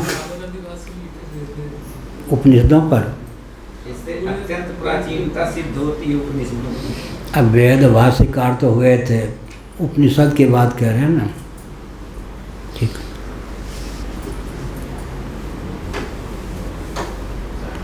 सबरा स्वामी किस पर लिखा था? पूर्व मीमांसा पर। हाँ, ये कौन सा प्रकरण चल रहा है? कहीं से बोलना ही यार, ठीक है। भृगु जी है, भृगु मार्स पूरे वेद के ऊपर लिखना हो तो इसके ऊपर भी लिखना हो। पूरे वेद पर लिखा। तो वेद कितने हैं? 1180 शाखाएँ वेद की। वेद की 1180 शाखाएँ। पतंजलि जी ने, हाँ, कौन कह रहा है? पतंजलि जी ने उल्लेख किया महाभारत। 1131 की है, संभल के बोलिए। मैं 1180 कह रहा हूँ, पतंजलि के नाम पर डराइए मत। 1180 मुक्तिकोपनिषद में, और वेद व्याकरण भाष्यकार जो हैं, और सूत संहिता में व्याकरण के भाष्य को लेकर विचार करें। 1131 मैं बोल रहा हूँ, मुक्तिकोपनिषद में वेद की 1180 शाखा का वर्णन। तो जितनी शाखाएं थीं, एक शाखा को लेकर एक उपनिषद होती है। कभी न कभी 1180 उपनिषदें रही होंगी। और आप जो कह रहे व्याकरण के भाष्यकार ने, सूत संहिताकार ने 1131 वेद की शाखाओं का वर्णन किया है। आजकल पूरे विश्व में 8 या 9 शाखाएँ शेष हैं। ज्यों महायंत्रों का प्रचुर आविष्कार और प्रयोग होता है, त्यों दिव्य ज्ञान, विज्ञान ये सब विलुप्त होता जाता है। बहुत बढ़िया।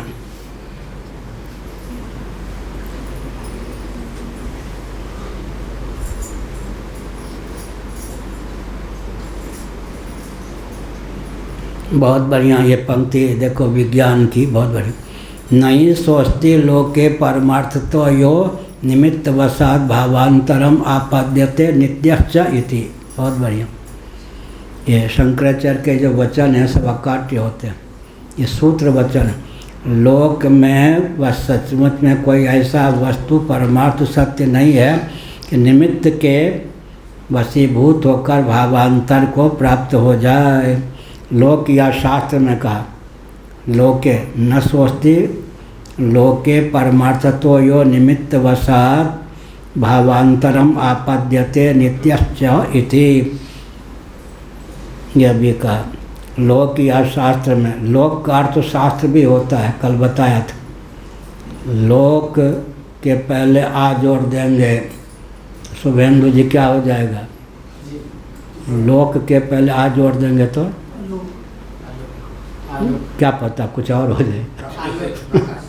लोक के पहले आज जोड़ दिया तो आलोक, लोक के पहले आ जोड़ दिया तो आलोक। आलोक का अर्थ हुआ प्रकाश, प्रकाश का अर्थ हुआ ज्ञान, ज्ञान का अर्थ हुआ ज्ञान के प्रतिपादक शास्त्र। लोक शब्द का अर्थ शास्त्र कैसे हो गया? बोलो चैतन्य जी। अभी बताया हूँ, आप बता ही दोगे। लोक के पहले आप जोड़ेंगे तो आलोक होगा, उसी का अर्थ प्रकाश, उसी का अर्थ जो है ज्ञान, और ज्ञान का लक्षण उसके अभिव्यंजक शास्त्रों में। हाँ ठीक है। देवादिवदपि लोके बैठे, लोक का अर्थ हो जाता है शास्त्र। अब लोक माने लोक, लोकांतर तो होता ही है। त्रिलोकी, त्रिलोक। लोक का अर्थ शास्त्र कैसे होगा? लोक के पहले आ जोड़ दें, आलोक हो गया। आलोक माने प्रकाश, प्रकाश माने ज्ञान, उसकी लक्षणा, ज्ञान के प्रतिपादक जो शास्त्र, लोक का अर्थ हो गया शास्त्र।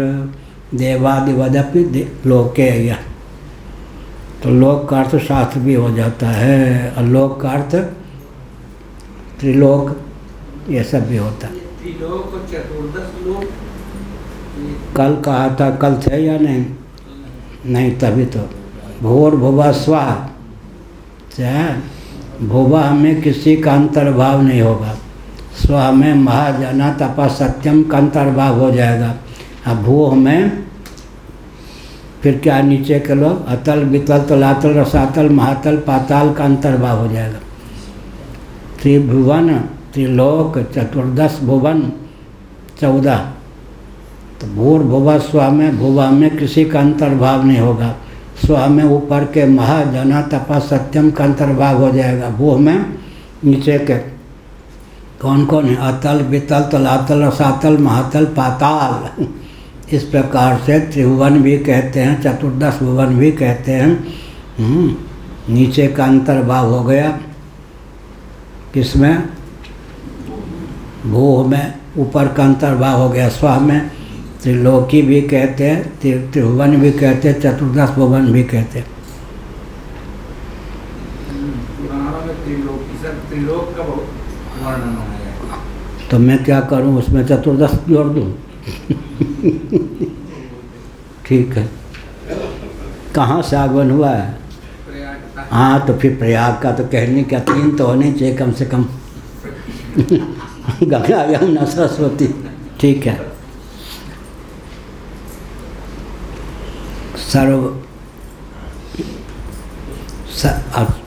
पुराणों में क्या चतुर्दश भुवन का वर्णन नहीं है क्या? सभी पुराण पढ़ लिया क्या? त्रिभुवन भी है, चतुर्दश भुवन भी है। सर्वभावापत्य अनित्यत्व, अनित्यत्व दोषात्। सर्वभावापत्य अनित्यत्व दोषात्, यह हुआ। सर्वभाव की प्राप्ति हो जाए, यह सूत्र है। आगे सूत्रानुकारी वाक्य। नहीं सोचती लोके परमार्थत्व यो निमित्तवशात् भावांतर मापद्यते नित्यश्च इति। बहुत बढ़िया कहा। ऐसा कोई लोक या वेद में पदार्थ नहीं है, वास्तविक वस्तु नहीं है जो किसी कारणवश भावांतर को प्राप्त भी हो जाए और नित्य भी हो जाए। भावांतर को प्राप्त होगा, नित्य कैसे होगा? भावांतर को प्राप्त होगा, हो जाएगा। दूध भावांतर को प्राप्त होकर क्या हो जाए? अब तो दूध नित्य है क्या? है दही नित्य है क्या? दूध नित्य नहीं है। इसलिए भावांतर को प्राप्त हो जाए तो विवर्त क्या होगा? अतत्वतो अन्यथा प्रथा का नाम विवर्त है। अतत्वता अन्यथा प्रथा, अन्यथा रूप में प्रतीति मत। अतत्वतो अन्यथा प्रथा का नाम विवर्त है। अतत्वता अन्यथा प्रथा का नाम परिणाम है। 12 बजने वाला है, 3-4 मिनट।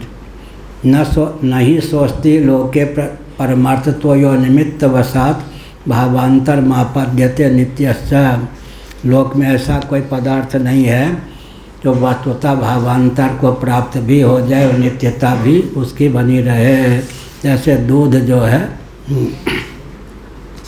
दही को प्राप्त हो जाए और नित्य भी बना रही है, सामने भावांतर का नाम हो गया क्या? अनित्य ही। भावांतर को प्राप्त होने वाला अनित्य होता है। इसलिए अपने यहाँ विचित्र बात, भावांतर को प्राप्त होने वाला अनित्य होता है, भावांतर को प्राप्त न होने वाला भी अनित्य होगा। तो भावांतर को प्राप्त होने वाला तो अनित्य हो ही जाएगा। विचित्र बात हमने कह दी क्या? भावांतर को न प्राप्त होने वाला भी जब अनित्य हो जाएगा तो भावांतर को प्राप्त होने वाला तो अनित्य होगा ही। आकाश के रूप में रह कर के ही रहता हुआ ही वायु भावापन्न हो जाता है। अब वायु तत्व के रूप में रहकर ही अग्नि भावापन्न हो जाता है। अग्नि तत्व के रूप में रहकर ही जल भावापन्न हो जाता है। जल के रूप में रहकर ही पृथ्वी भावापन्न हो जाता है। पृथ्वी के रूप में रहती हुई वृक्षादि भावापन्न हो जाती है। वृक्षादि जो है तत्वांतर परिणाम न होकर तारतम्य संघात। क्या? कोई भी वस्तु अपने से अधिक विशेषता वाली वस्तु को उत्पन्न न करे तब क्या कहेंगे?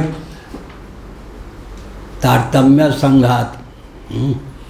पृथ्वी के वृक्षादि जो हैं तत्वांतर परिणाम यदि होते तो पृथ्वी में 5 गुण, वृक्षादि में 6ठे गुण की प्राप्ति होती। क्योंकि वृक्षादि में 6ठे गुण नहीं परिलक्षित होते। शब्द स्पर्श रूप रस गंध संगत 5 गुण परिलक्षित होते हैं।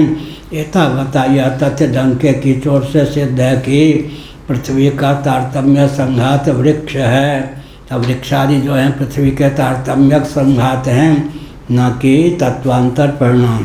क्या? ओम पूर्णमदः पूर्णमिदं पूर्णात् पूर्णमुदच्यते पूर्णस्य पूर्णमादाय पूर्णमेवावशिष्यते। ओम शांति शांति शांति। श्रीमद् जगद्गुरु शंकराचार्य भगवान की